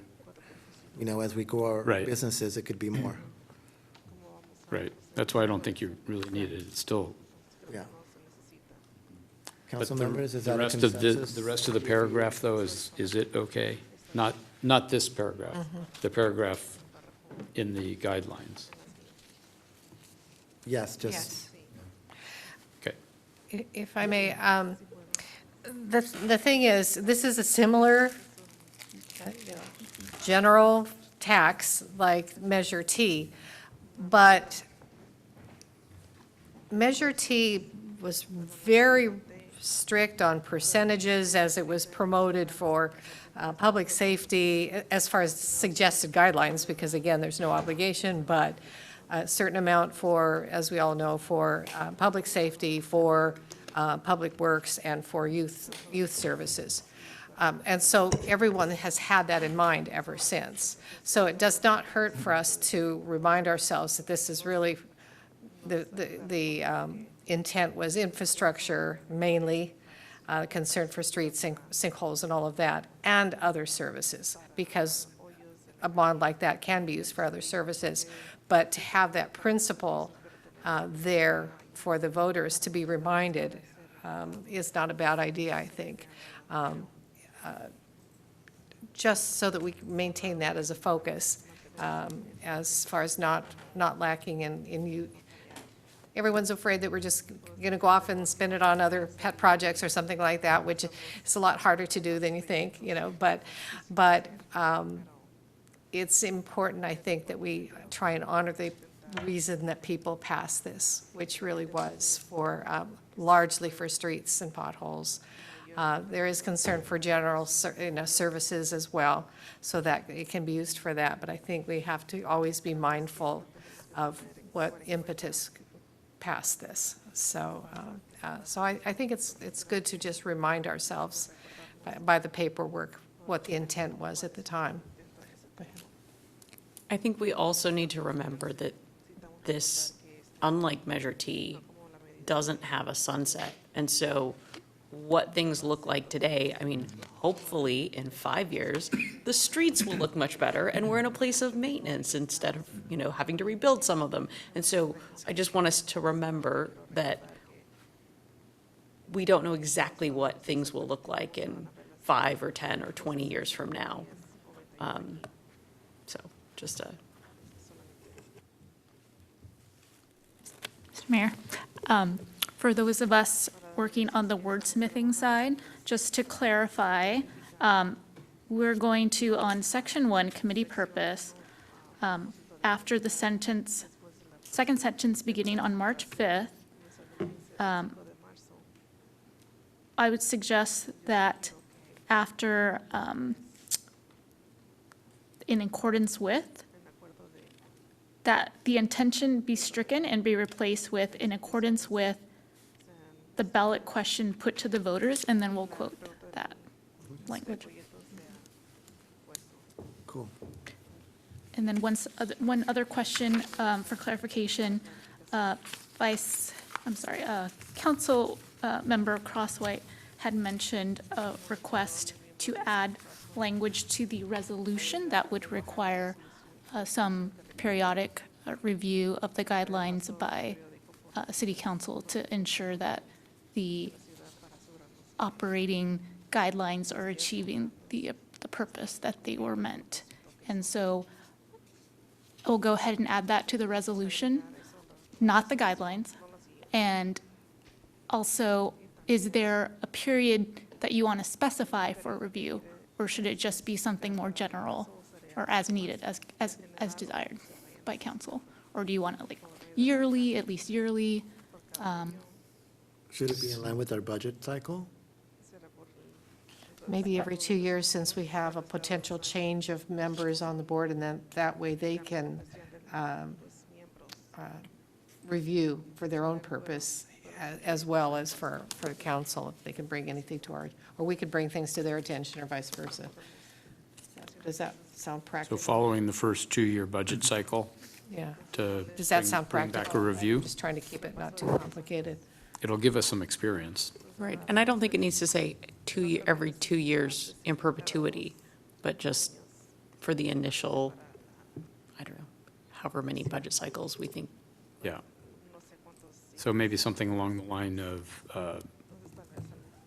not sooner than 2 years, but later than 3 years, will bring back some review, or something along those lines.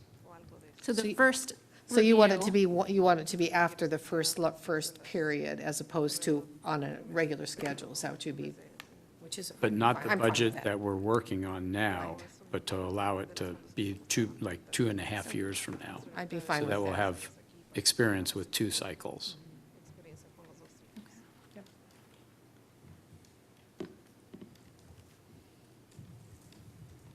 Anything else, feedback for staff, city attorney? So Mayor, I would just ask then, we will return to you at your next meeting with final language. We'll try again to put it on consent, because hopefully now it's going to stick. But in the meantime, based on this input, we would like to get started in the process of advertising and promoting these I open. believe you have the consensus of the body. I have just one point. I did want to make sure, I believe it was Councilmember Crosswhite had requested that in the guidelines, were we going to have a paragraph of the guidelines for qualification or not? Or, You mean for whether or not there should be one person with either some sort of financial or business experience?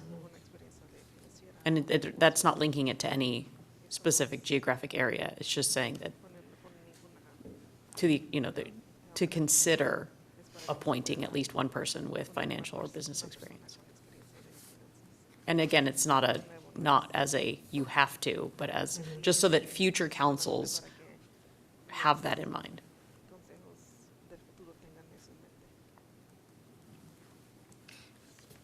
since we, yeah. Since, It does to me, I'm not sure where, I would leave it up to staff to see where best to place that, because we don't have the section now where we're listing requirements, and so, and to be eligible is very mandatory, so.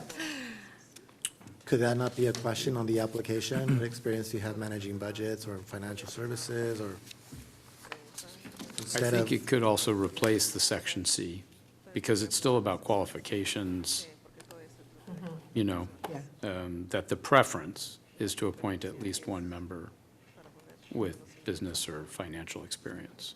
It's just a preference. Preference for that. But that can be in the question of the application, no? Right.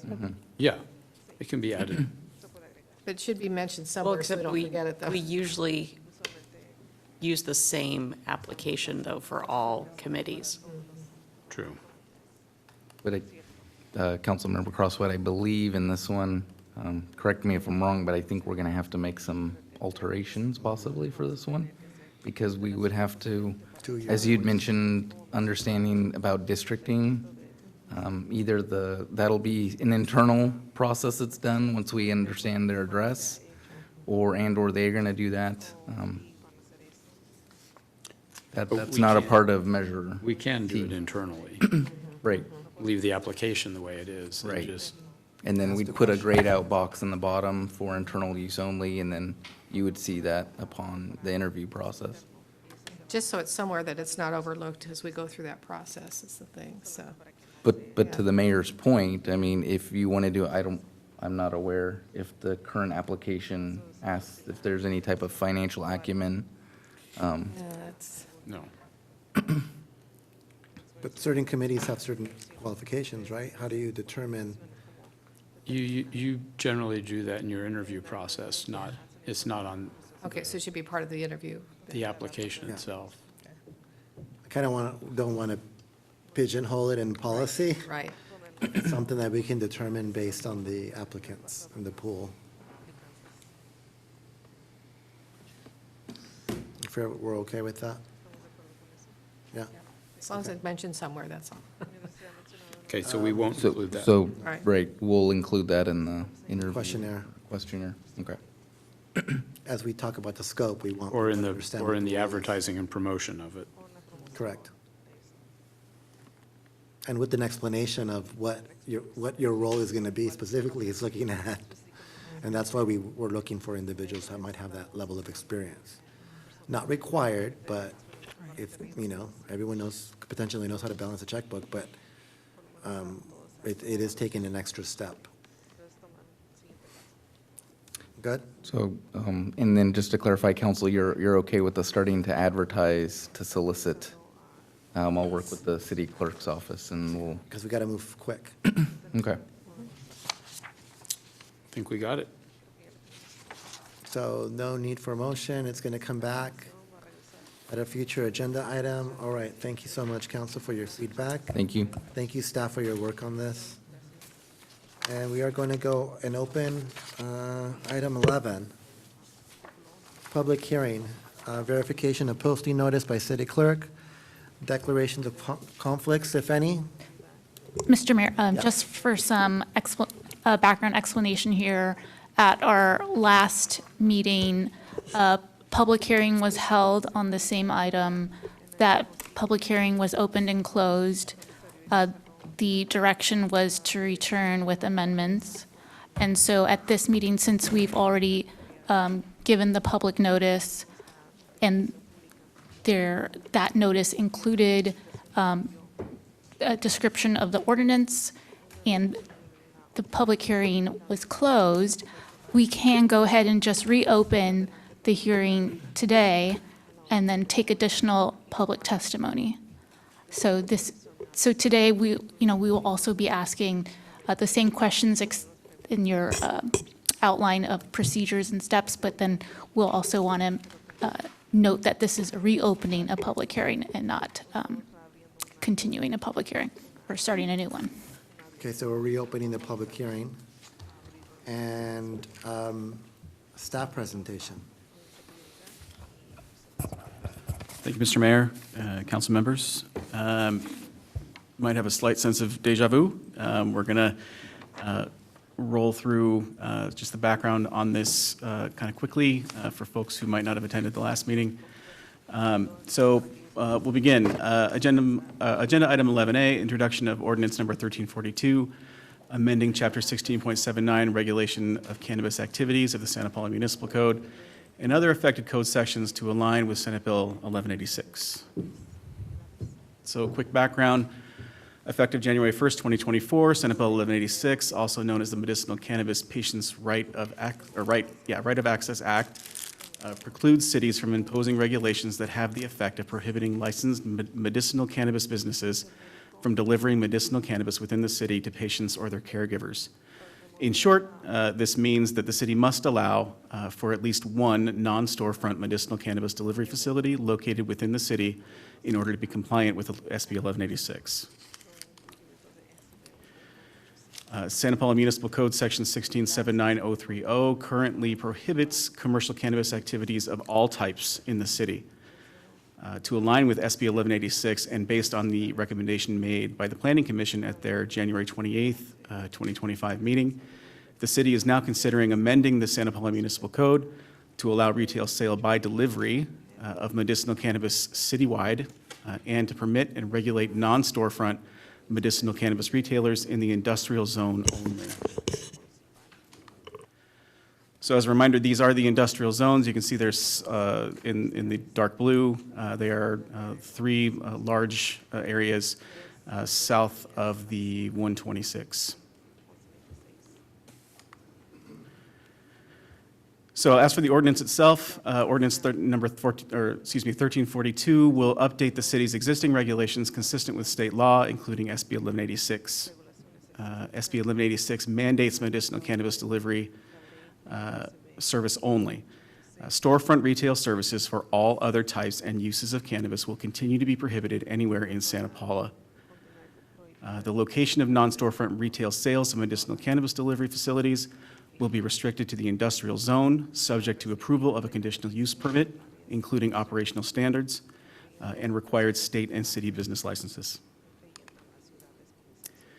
A little more clarification on the operational standards codified in 1679050 include, but are not limited to, SBPD-approved operations plan, building and health code compliance, on-site uniformed security personnel, monitored security systems, odor control devices, and prohibition of signage on buildings or delivery vehicles. So this is the change from the last time we brought this. At your February 19th meeting, the council requested amendments to the ordinance clarifying delivery of medicinal cannabis from retailers outside of the city limits. This language has been included in SPMC 1679030F and particularly G, which was added. There at the bottom, you can see highlighted in yellow. This section does not prohibit the retail sale by delivery of medicinal cannabis to qualified patients or their primary caregivers within the city's jurisdiction as required by the Medicinal Cannabis Patients' Right of Access Act. The cannabis retailer fulfilling the delivery must hold the required state license issued by the California Department of Cannabis Control and must obtain a city business license. All delivery vehicles must be maintained in good working order and may not feature any form of advertisement or identifiable marking related to cannabis or cannabis products. So with that, we are recommending to reopen the public hearing, waive first reading, and read by title only and introduce ordinance number 1342, entitled an ordinance amending Chapter 16.79, Regulation of Cannabis Activities of the Santa Paula Municipal Code and other affected code sections to align with Senate Bill 1186, and find that the ordinance is not a project or is otherwise exempt from CEQA. You do still have the option to direct staff to modify the ordinance or to choose to not introduce the ordinance, which would result in misalignment with state cannabis law. And with that, I'll open up for questions.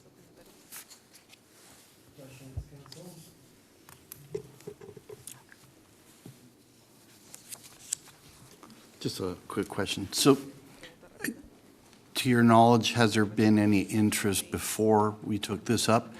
And secondary, are we obligated to advertise that now we can allow business to come into town, or they just know? My understanding is all we are obligated to do is comply with state law. And technically, that should have happened in January of 2024. So this was actually brought to our attention by a citizen who alerted us to the fact that we were not in compliance. So the word is definitely out there. All right, thank you.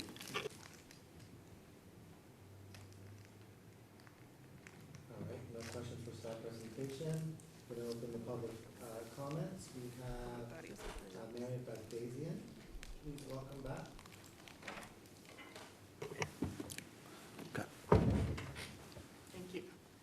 Good evening, Mayor Chavez, Vice Mayor Juarez, all council members and staff.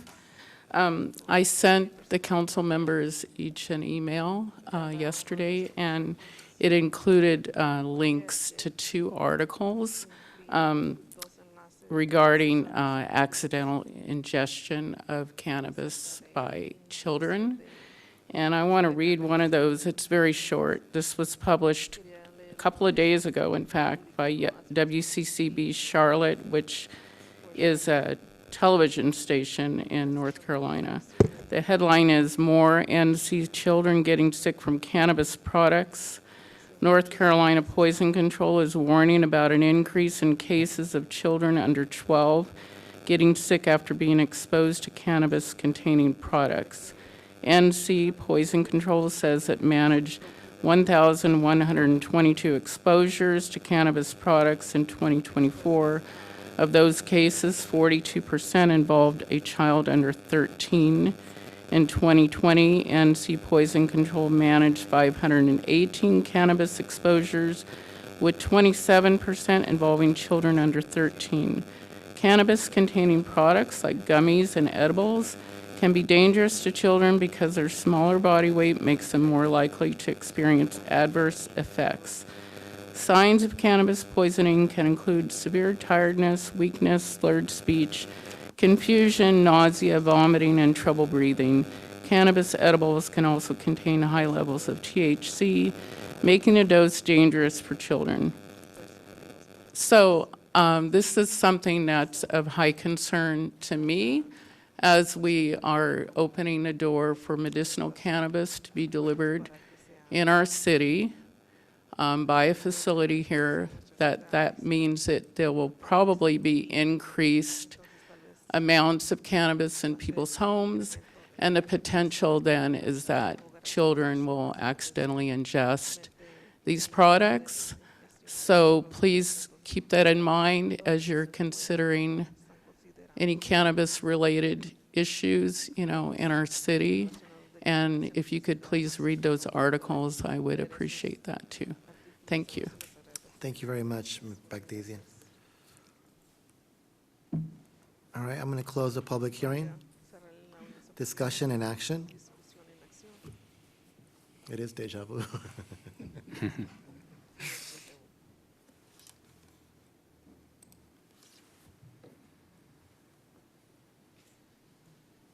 Any questions, additional questions, concerns? So we can do a repeat of the last meeting, yes? I motion that we waive the first reading and introduce ordinance number 1342 entitled, an ordinance amending chapter 16.79 regulation of cannabis activities of the Santa Paula Municipal Code and other affected code sections to align with Senate Bill 1186 and finding that the ordinance is not a project or is otherwise exempt from CEQA. I'll second that, Mayor. Okay, there's a motion and a second. Just for the sake of discussion and for public understanding, by us not adopting this ordinance, it puts us in a risk of liability and possible litigation. And so we're just aligning with state law, which covers over any local ordinance or supersedes any local ordinance. Would you just confirm that, City Attorney? That is correct, Mr. Mayor. All right, any other questions? All those in favor say aye. Aye. Motion carries by consensus. Thank you very much. Legislative action, platform update. 12A. We have Jonathan, Mr. Rojas.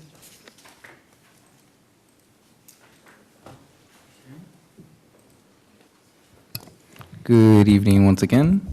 Just wait here for a second for my presentation.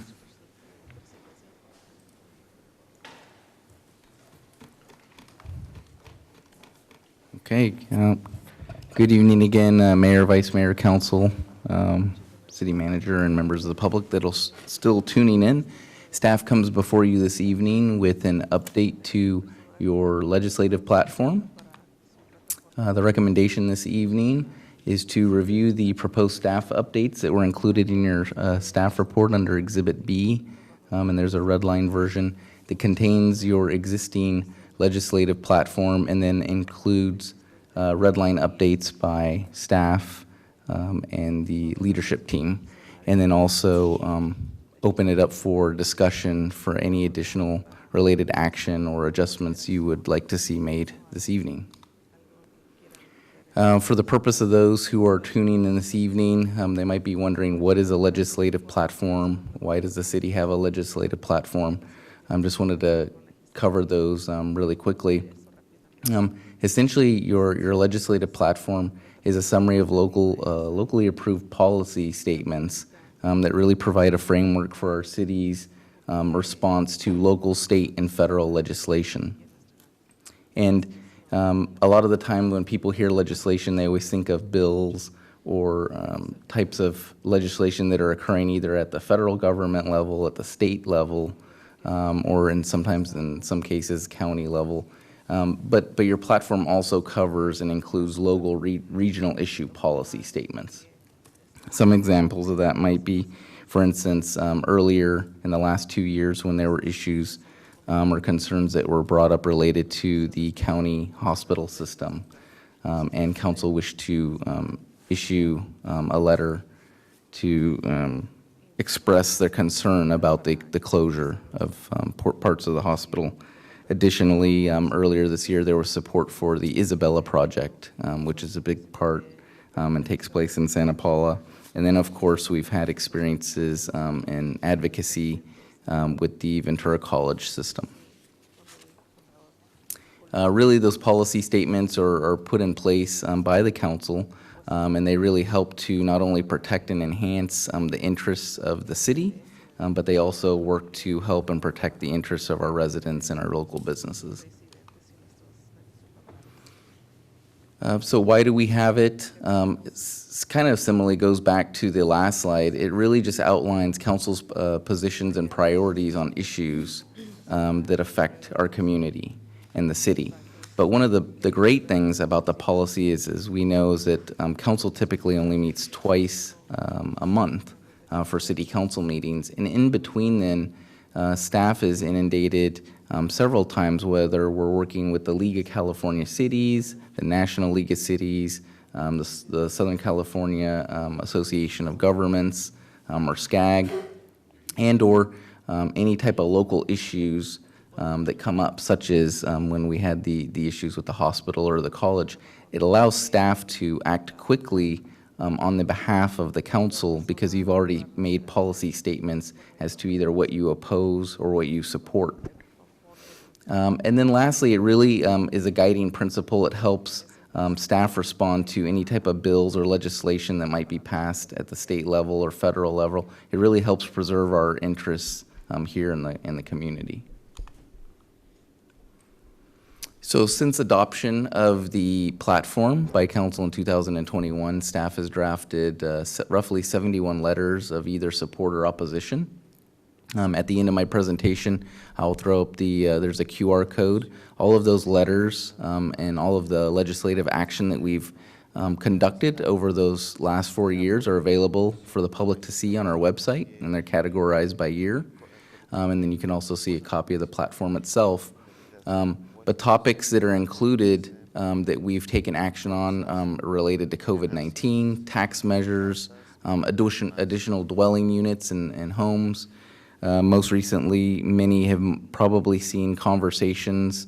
All of the cities in California are concerned about the recent sales tax initiatives related to Amazon fulfillment centers and making sure that their communities get their fair share of sales tax. So we've been a part of those advocacy efforts on your behalf. And then lastly, I just wanted to share the connection. I already mentioned some of these: National League of Cities, the League of California Cities, SCAG, and then the Chamber of Commerce. Those are really our partners that we work with to either follow legislation that's going on right now, either at the federal, state, or local levels. And then there's several conferences throughout the year where we work. There's one that's coming up here actually in April in Sacramento, where we go over a whole slew of legislative bills that are coming down and which ones we should keep an eye out for. The categories are very broad in your platform. It's a very robust platform, and we've actually received a lot of great remarks from those that are in the legislative circles as to how encompassing and broad your platform is.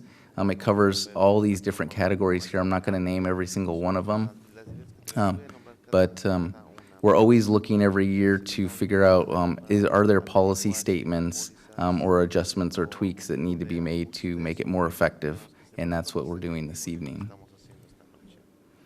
To clarify the procedures and how the process really works, you have, once council does go through the process and you adopt the changes that we would make, that provides the city manager and staff the ability to respond to legislation based on your policy platform. Bless you.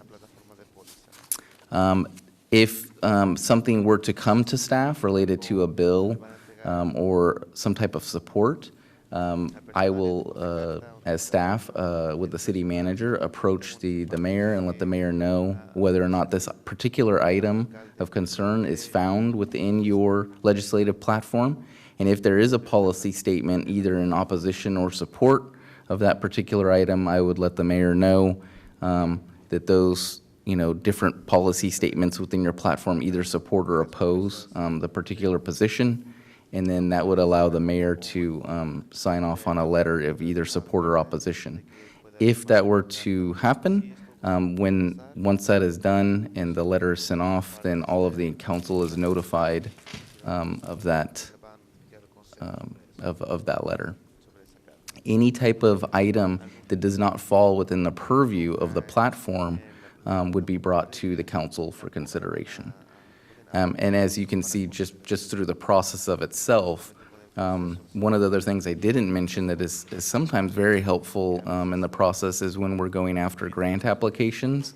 There could be a request for a letter of support.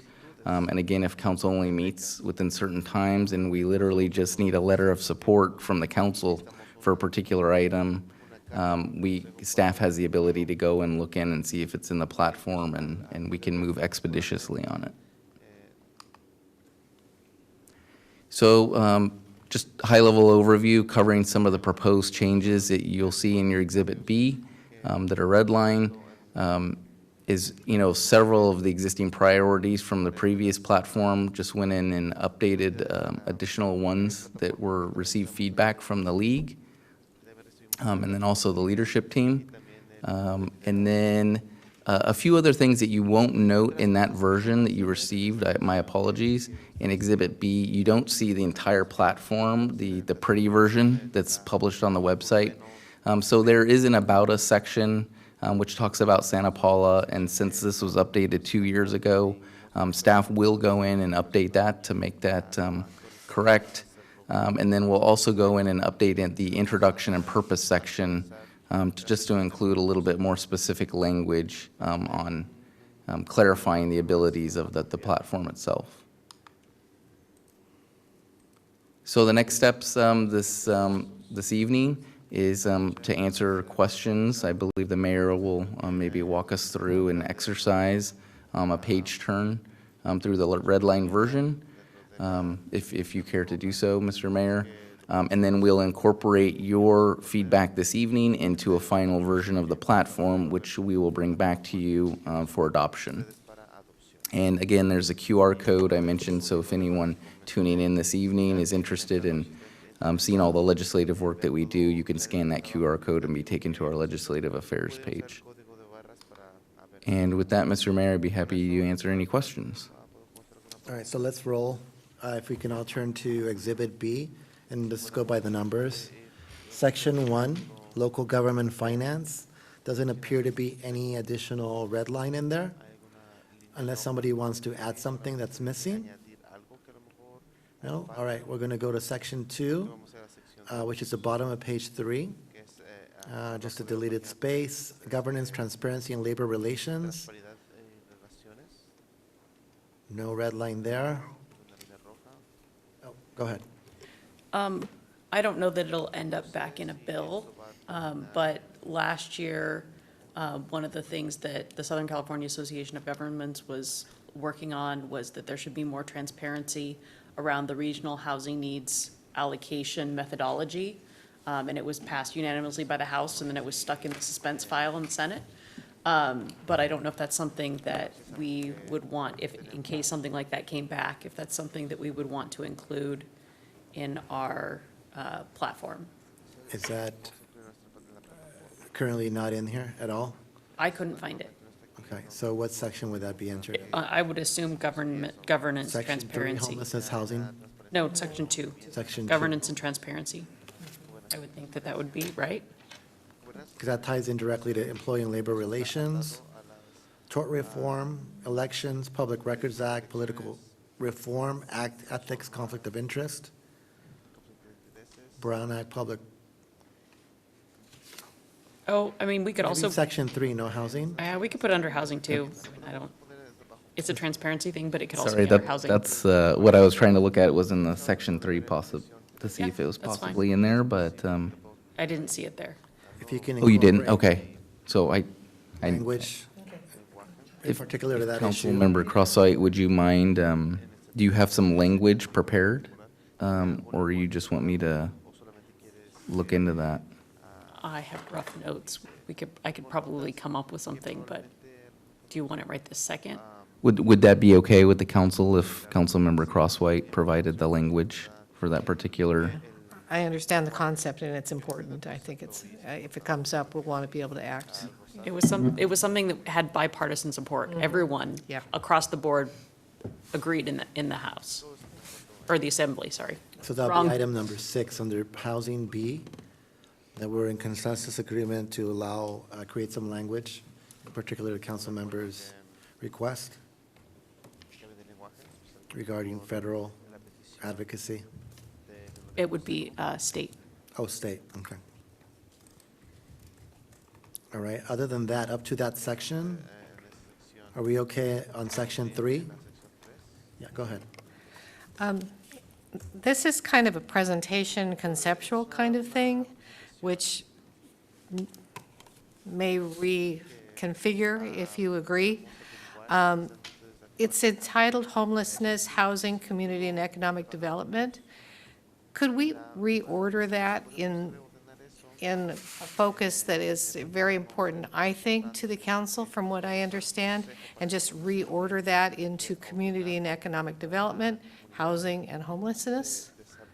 And it's a presentation issue, not a, I So don't just know. reclassifying the title. Just the title, and, but The that would order. also mean that the order of the sections later would change to accommodate that, too. So- So, I. Title, community and economic development. Housing and homelessness.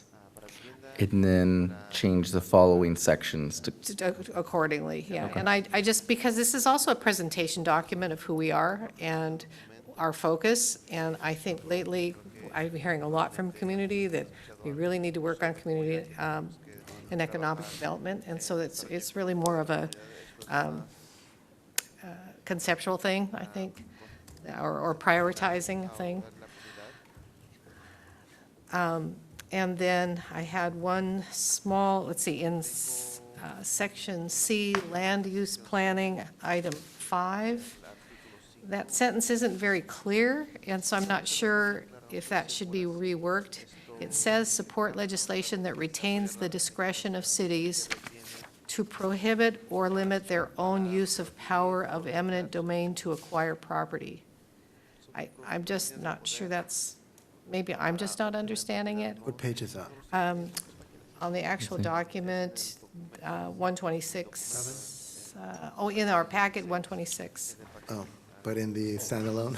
7. Okay. 7, okay, yeah.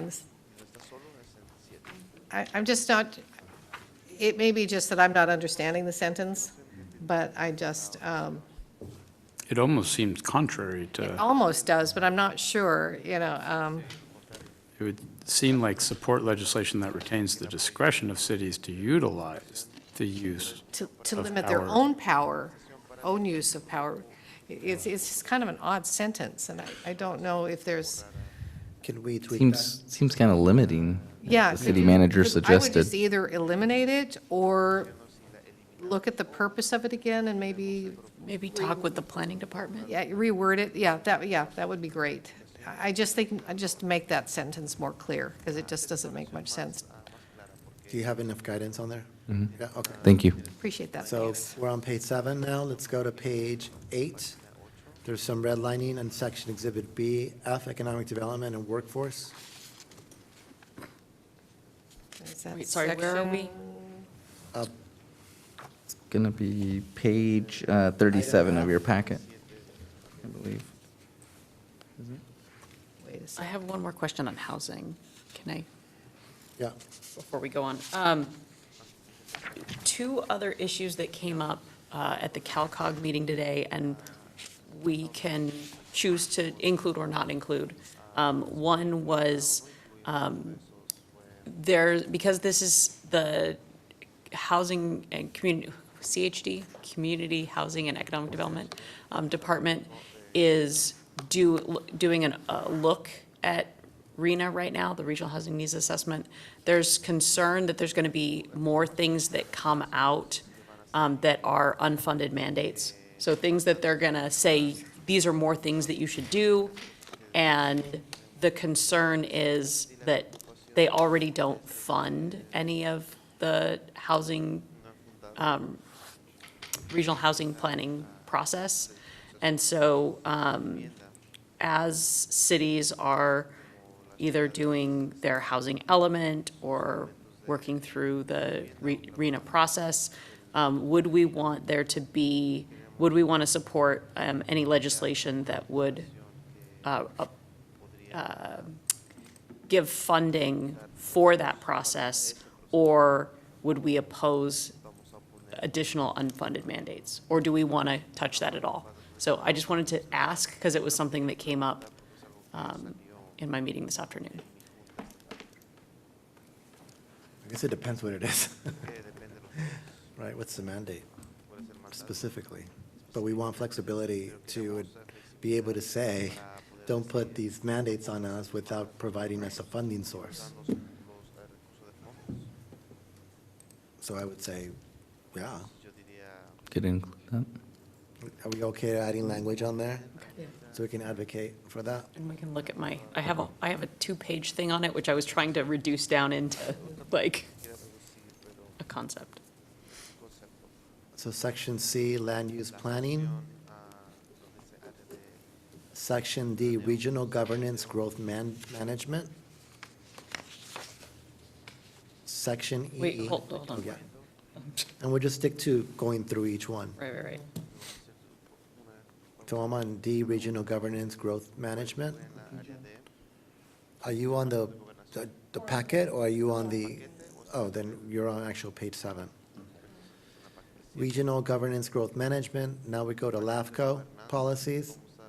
Anything on there that needs to be amended? Okay, now we're going into economic development and workforce. Mayor? Yeah.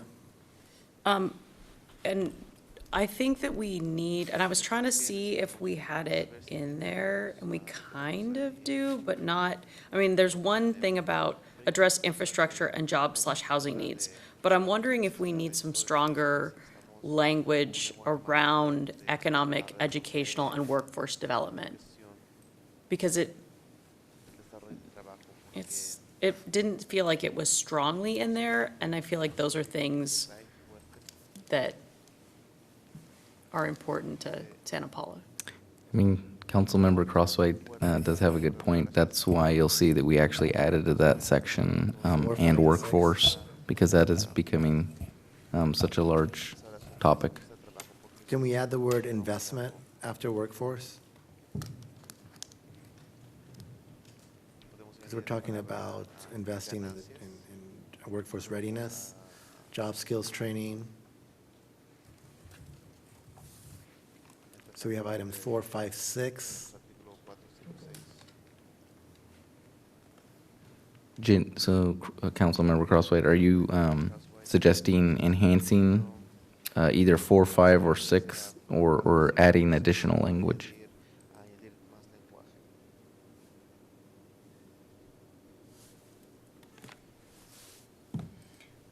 I'm wondering, just in the, I'm wondering if there needs to be something in there about the funding of those activities. Because it talks about Right. legislation that provides skills training, but they're probably not going to actually provide the skills training. It's more likely that they would be applying, that it would be funding for those activities. Why not just say support legislation And- and funding? Right, on item number 4, that's what I was thinking. That Support works. legislation and funding that stimulate. Okay. We're okay on economic development then? Is that on, should that be on 4 or 5? Could be both, My Both. packet just jumped. Oh, although expecting federal funding is, Oh, well, it says federal and state, so Right. maybe we could split out federal and state into 2 separate bullet points, or 5.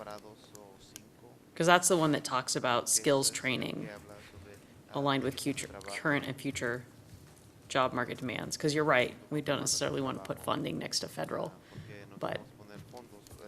You could say and or. Oh, yeah, you could do it that way, Things and or, change. yeah. All right, section 4, transportation, communication, and public works. I have a few. All right. Let's see if I can get to this quickly for you. Section B. The water and biological resources, section B, number 11. This category is transportation and public works, but 11 is legislation that grants to promote wildlife, habitat protection, preservation of endangered species, et cetera, and not infringing on or create undue burden. This is all about environmental. That, I would put that more in community, because it goes directly in contrast to what we need when we're trying to get the bridge to harvest. Protecting a species that doesn't really exist, they can't find the. Well, and trap. so I think it belongs, but not here. I just think it's a category issue, unless you have a correction. Hold on, we're talking about item number 11? B11. Yeah, so the reason why I think it actually does fit here is because there are things that keep transportation projects from moving forward. Right, because like one of the things that we've been talking about at SCAG is sometimes you end up with a conflict between NEPA and CEQA. And in certain instances, you have to end up doing both. And they don't really play together well. And so it is usually in the context of transportation projects, which is why it's here. Except that this language talks about the impacts on individuals. Yeah, so it's actually Property directly in and contrast to what Am I we're trying looking to at do. Am I looking at? More community. You might be looking at A11 under transportation. Oh, I'm on B11 A11. Under Okay. water. So I was like, Does this it make is. sense? Yeah. Okay. So, I mean, I don't, it's not a bad paragraph. It doesn't belong in our legislation in promoting our transportation and public works, because it limits us rather than promotes our ability to, for example, do the bridge to harvest. So I would either remove it entirely or find a different location for that if we have an environmental section where we are, It shouldn't go there. it at least categorically doesn't fit here. I would either remove it or find a different place for it, so. Maybe under environmental quality, section Yeah, 6. Yeah, and that's fine. It just, it doesn't, yeah, I'm fine with that. It just doesn't belong in transportation or public works, so. Okay. Yeah. So we're at B11. Okay, and then the next one I have, unless you have We're something. going to move that. Right, You have B? but do you have something else on B? No. Okay. And then I might have a transportation one, but if we're on B already. There are efforts happening right now, and I didn't see it in water unless it was somewhere else. But there's efforts right now to support programs and state and federal investments that increase water affordability for low-income customers.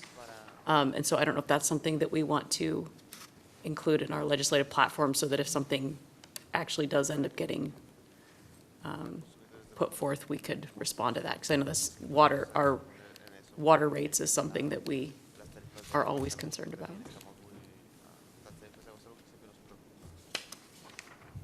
I'm just double checking something real quick on this.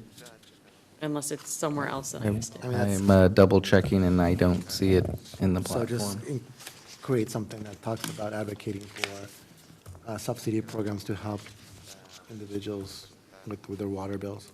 Well, That's a state program. Well, but it's more than that, though, because sometimes how you reduce the bill is through investment in the infrastructure, right? Like, it's a multi-faceted, like, it might be a direct bill assistance, but it might be helping reduce the cost of the infrastructure to the water fund so that you don't have to, right? So like, I feel like there could potentially be multiple things that could accomplish that same end. What would reduce the water bill would be infrastructure of the pipes. Well, anytime we get a grant to help put in water pipes, it's something that keeps the bill from going up that much more. Because that's how they get funded, is out of that fund. Can you add language that addresses both things in the same one? We can try and do that, but I was just thinking, the council member, Crossway, about the programs, like earlier in the last 2 years, we saw the programs with the funding that helped so many of our residents.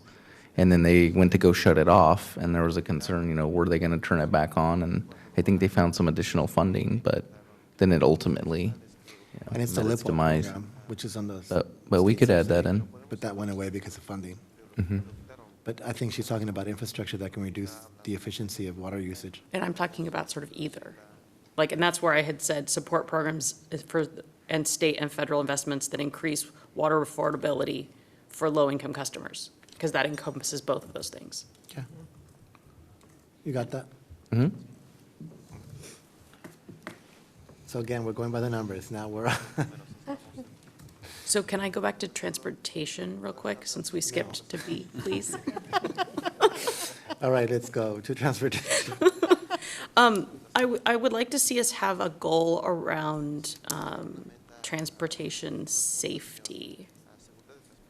And so I know that, and I can work with, if we're okay with that, I can work with Jonathan on getting some language, because there's some language in other legislative platforms I've looked at this week. But there's been, I mean, just here on the 126, there's been increases in, at least it feels like there's been increases in fatalities and accidents, and a big piece of what prevents things from happening is funding and tools. And so what, can we identify new tools and funding mechanisms to help strengthen those safety outcomes so that fewer people are having,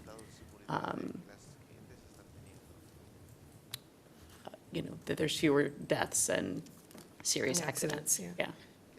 So if there's things that come out around traffic safety, we could be supportive of those efforts. Stop using your cell phone while you're driving on a freeway. Yeah. So are we okay with putting in some sort, okay. Okay. Anybody else? Okay, now we're continuing. Yes. All right, so we're gonna, All right. I'm going down to water and biological resources, which Councilmember Cornejo mentioned 11's going to be moved out of there. We're going to telecommunications and utilities. Anybody have anything on telecommunications and utilities? I have one Okay, what is that? on item 11, and it's just wordsmithing. Again, sometimes it's just concept or perception. Support legislation that considers internet access a necessity for quality of life. I think a lot of people think that it may not be a quality of life to always be connected. So I would just change that to, if you are willing, a necessity for education and opportunity.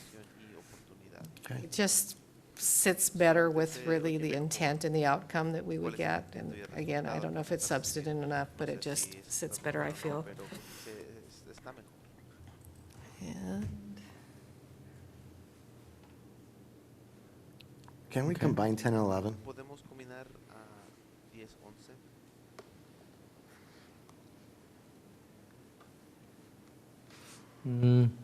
They're they're a little bit, two, yeah.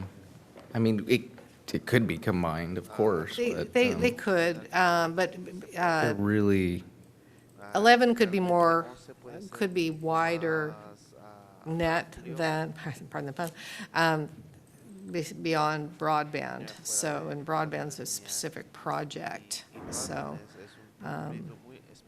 but you could, I'm fine with that too. Support the broadband funding. I think the less we have sometimes and the more Yeah. could, it's a lot on. does the consensus combine it, or just, because I can combine it, if that's the pleasure. Yeah, Okay. that's fine, as long as it's clear for when you're looking for something to reference when you're doing your advocacy letters. Okay. Thank you. Okay, we're on, 12. No, just still on utilities. Did you have something on 12? Okay, go ahead. So there are, I don't know if it'll end up with a bill or not, but there's conversations around, there might be a better term than this, but the idea of grid regionalization, and I think there's there might even be another term now, but the idea that, so you don't have just, because that's not how the way electricity works, like, okay, here's California and we have electricity, but how, in order for stability, it would work intentionally across state lines. And there have been started to be conversations around that, and I can't remember what the exact language is. Again, I have like a 2-page flyer on it. But it's it would help all of the states if we were working better regionally. Collaborative. So do we have a? Is there something we can add to an existing item, or is it a brand-new one? I didn't I don't see anything. see anything. be more of like a collaborative, you know, effort or, But it is specifically utility, which is why I had thought it would go Okay. in this section. So that'll be item number 13 added. Oh, no, actually 15.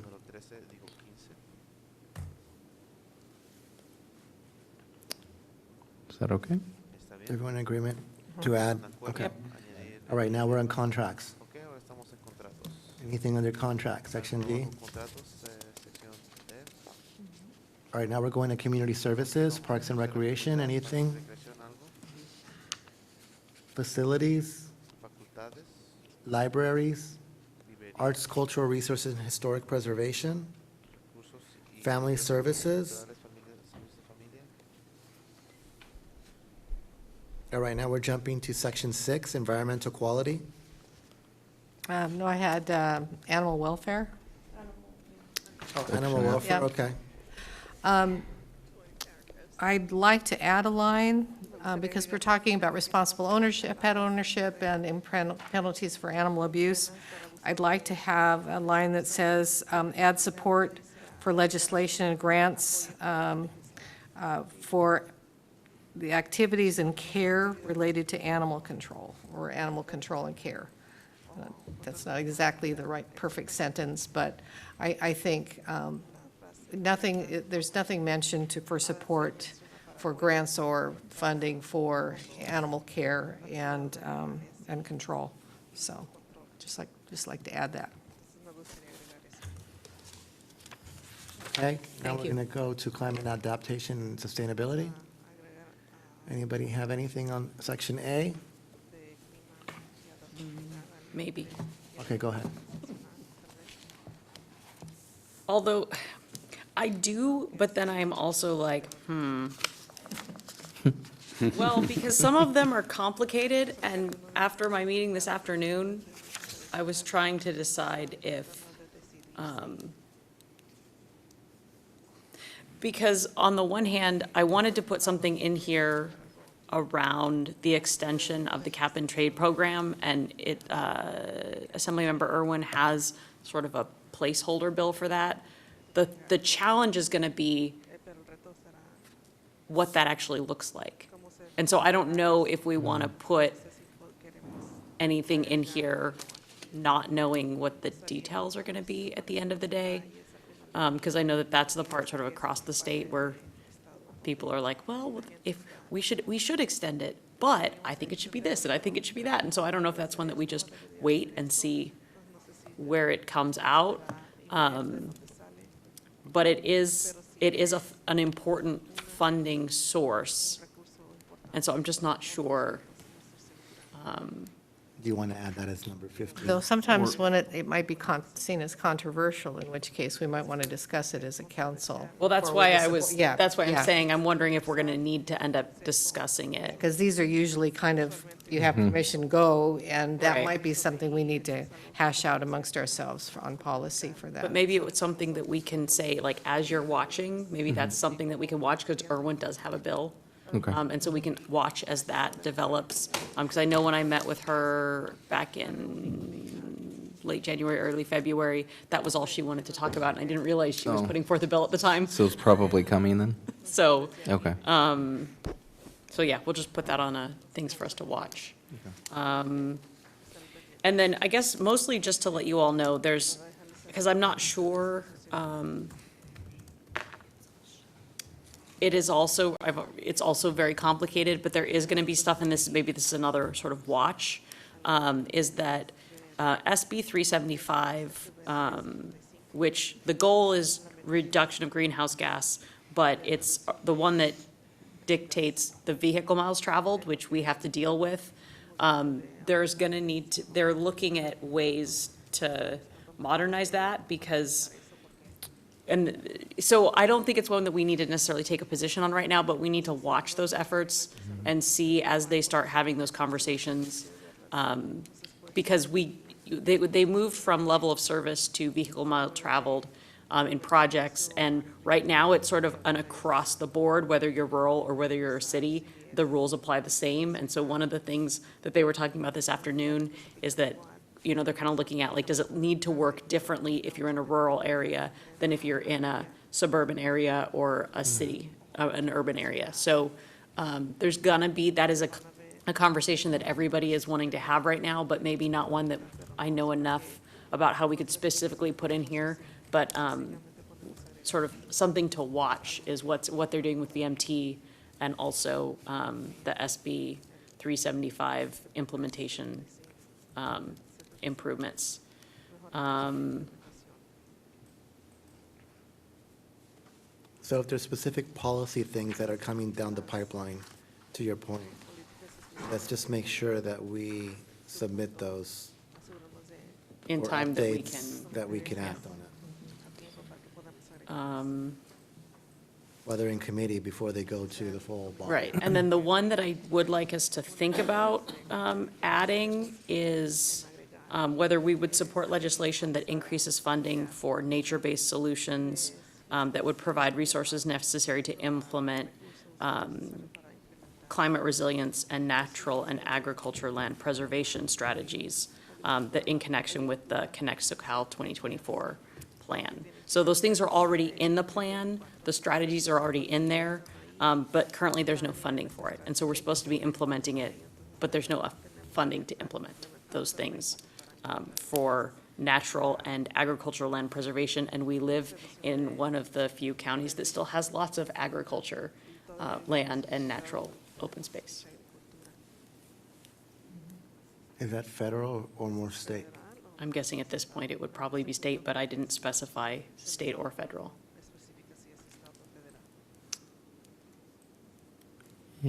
Any concerns with that, or just? Does that, read it again, because I'm wondering if it, does it limit the ability, land use ability? No, it's just What is it saying about? if they want, it's saying if you want, so in the plan, which is a planning document that is required to be done every 4 years, and that's one of the things that I want to, we want to suggest that if we would support that being every 8 years instead of 4 years, and if so, then I would like that in the plan somewhere. Because right now, millions of dollars a year, millions of dollars are spent on a 4-year cycle. And they really think that it should be an 8-year cycle instead of a 4-year cycle, because as soon as you finish one, you're basically turning around and starting to have to plan for the next one. And so if it's an 8-year cycle, then you actually have more time to try to implement the strategies. And so all this is asking for is that if there was funding to implement those things that everybody agreed we needed to do, would we support the funding for it? So it's not saying that someone can or can't do anything with their property. It's if they wanted to do it, right now there's no funding to do it. Does that make sense? Can we wait on that one? Maybe get more information on if there's something in the legislative agenda with the state. Yeah. Though I would agree with the 8-year, if that could be something, I would absolutely. Does anyone else have a problem with supporting that? I know it's something that the League and CalCog and SCAG are all talking about. So now we're in section B, oil and gas cleanup, restoration, and oil spill prevention. Yeah. B1, support legislation that results in the restoration of areas affected by existing or former oil and gas facilities. Support legislation that results and funds the restoration, because otherwise you might have legislation that demands that it be restored and there's no fund. It's an unfunded mandate, so. I think we're all in favor of that. Okay. Solid waste. Now that I'm on VRSD. I'd like to see if you would consider adding support, and I'll explain to you why. Support legislation that gives local control or local regional control over accepting solid waste. We've got some issues of pressure from potentially outside our region wanting to bring solid waste into our area. So I would just like something that would advocate or legislation or support our ability to control the waste that is brought to our region. Are you talking in particular about the waste that's coming from the burnt areas? Right, because LA? but what's behind this is potentially there's concern that there would be outside counties or regions that are going to politically try and push our area to accept more solid waste. So something to that effect. I just would like to have any support for our control of that. And I would support that, and I would say technically the landfill, the document that formed VRSD doesn't allow for the landfill to accept waste from outside of its, like Ventura County plus, I think. Carpinteria. Right, and so they shouldn't be able to, but I also think we should have language in there that allows us to. Either, in defense of our waste management rights, however you want to say it, but there's some concern out there through the agencies that there are going to be some outside political pressure to change and push, and we're already we've got concerns about our own ability to take care. Okay.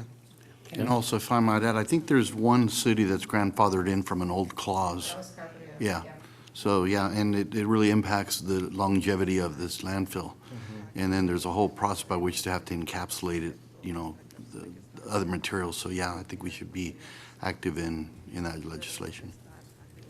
All right, so that's, anything else in that section? Public safety, section 7A. Anybody have anything on public safety?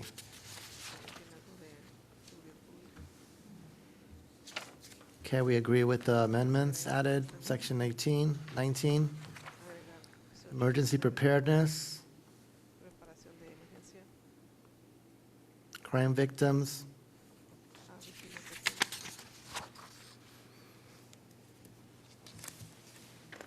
Oh, wow. That's you. That's it. Oh, wow. I just have one other thing. So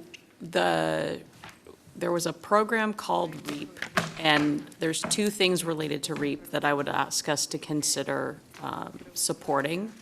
One is the extension of the deadline. So how do I explain this? Okay, so the REAP, the regional, can't even think right this second what REAP stands for, but I think it's Regional Early Action Planning Funds.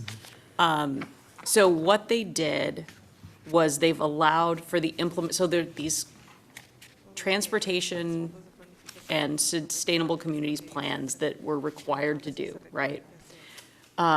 So there's a plan, and then REAP funding was the first time there was ever money to actually start to implement those things. And a lot of those funds went to, the Ventura County Transportation Commission. Some of them went to VCOG. They went to, to tribal governments to put in stormwater projects so that their communities wouldn't flood.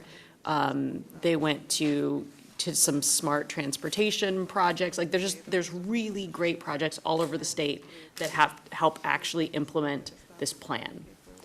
And when the state was having budget issues, so this is the first piece. When the state was having budget issues, they paused the program and they were gonna get rid of it, but then they didn't. Well, it put everything 18 months behind.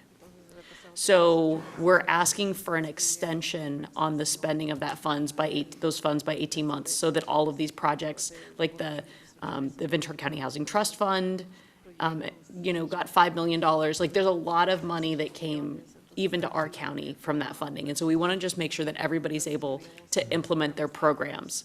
So we're asking for an 18-month extension on this spending of REAP 2.0. So that's my first ask. Okay. Any problem with that? Okay.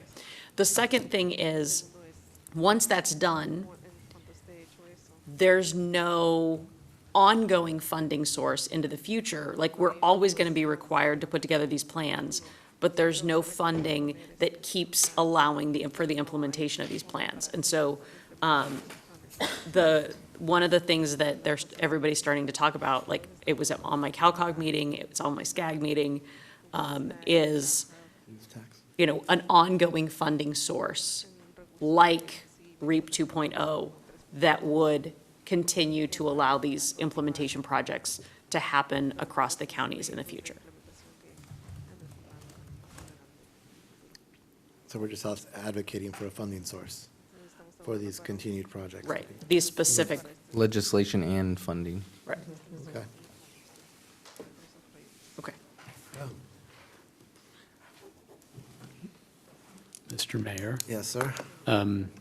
you made a suggestion earlier to me that in light of Mr. Royas's comments about this not only acting as a legislative platform, but really as a policy directive, that we might want to retitle this as the city's legislative and policy platform. So Actually, I was just thinking policy and legislative agenda, because it's our agenda to get these things done. just wanted to be sure we didn't forget that suggestion. Yeah. Are you all okay with that? So policy and legislative agenda. And then just on the technical, staff, Mr. Roy has already referred to updating the pages, just, our square miles is different. The Population. titles change every year, even though the document changes every 2 years. So maybe remove titles and put them Photos. alphabetically or something like Maybe that. we'll do So- the group photo. Yeah. Oh, better. The Yeah. group photo would be awesome. Different. Even better, yeah. That's your last Sorry. one, I Crossway. forgot. Do we, and it's totally up to you all, do we want to put anything in here around, there's concern about the California Fair Plan in its stabilization and longevity, given the fires, especially in the Palisades and Altadena.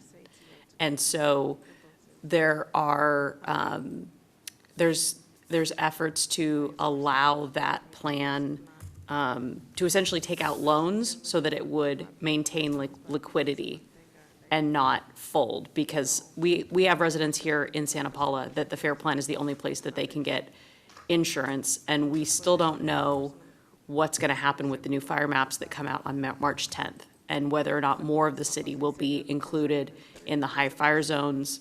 And so it's in our best interest that that fund maintains its stability and its ability to be available to residents beyond the immediate disaster. And so that's the first piece, and the second piece is whether or not we want to have anything around the larger insurance market stabilization. So those were the last two pieces that I had on here, is if we want to say something about both of those things, because they're very much top of the mind, given the fire activity at the beginning of the year. Insurance is. And then- Fine. We talked about, to the state about that, the Right. governor's office. Yeah.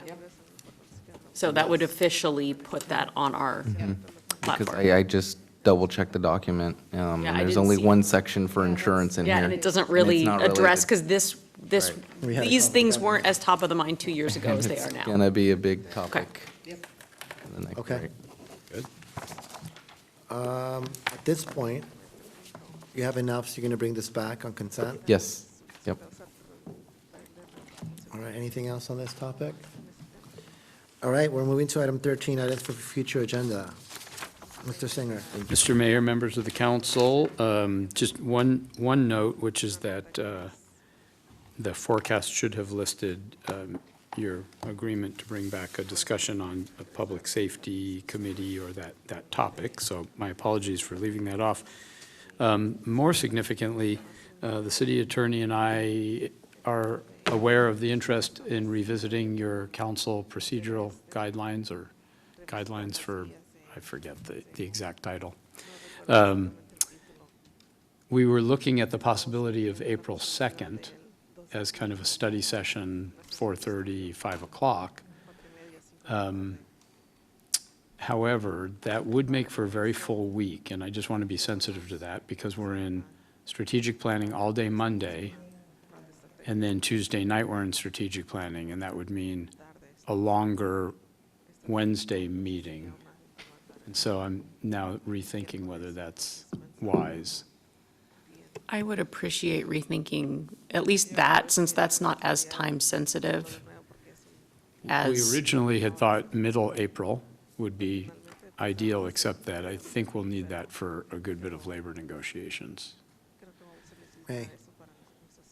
If you guys are okay with that, I don't think there's any urgency, and if we need to have it on another evening. like an so off that- week or something. Yeah.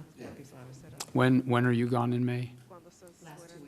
Okay, so if we shot for the first May meeting, like a study session then? Okay, thank you for that feedback. That's all I have. All right, what else is on the agenda? Item number 14, I adjourn this meeting. Thank you for watching.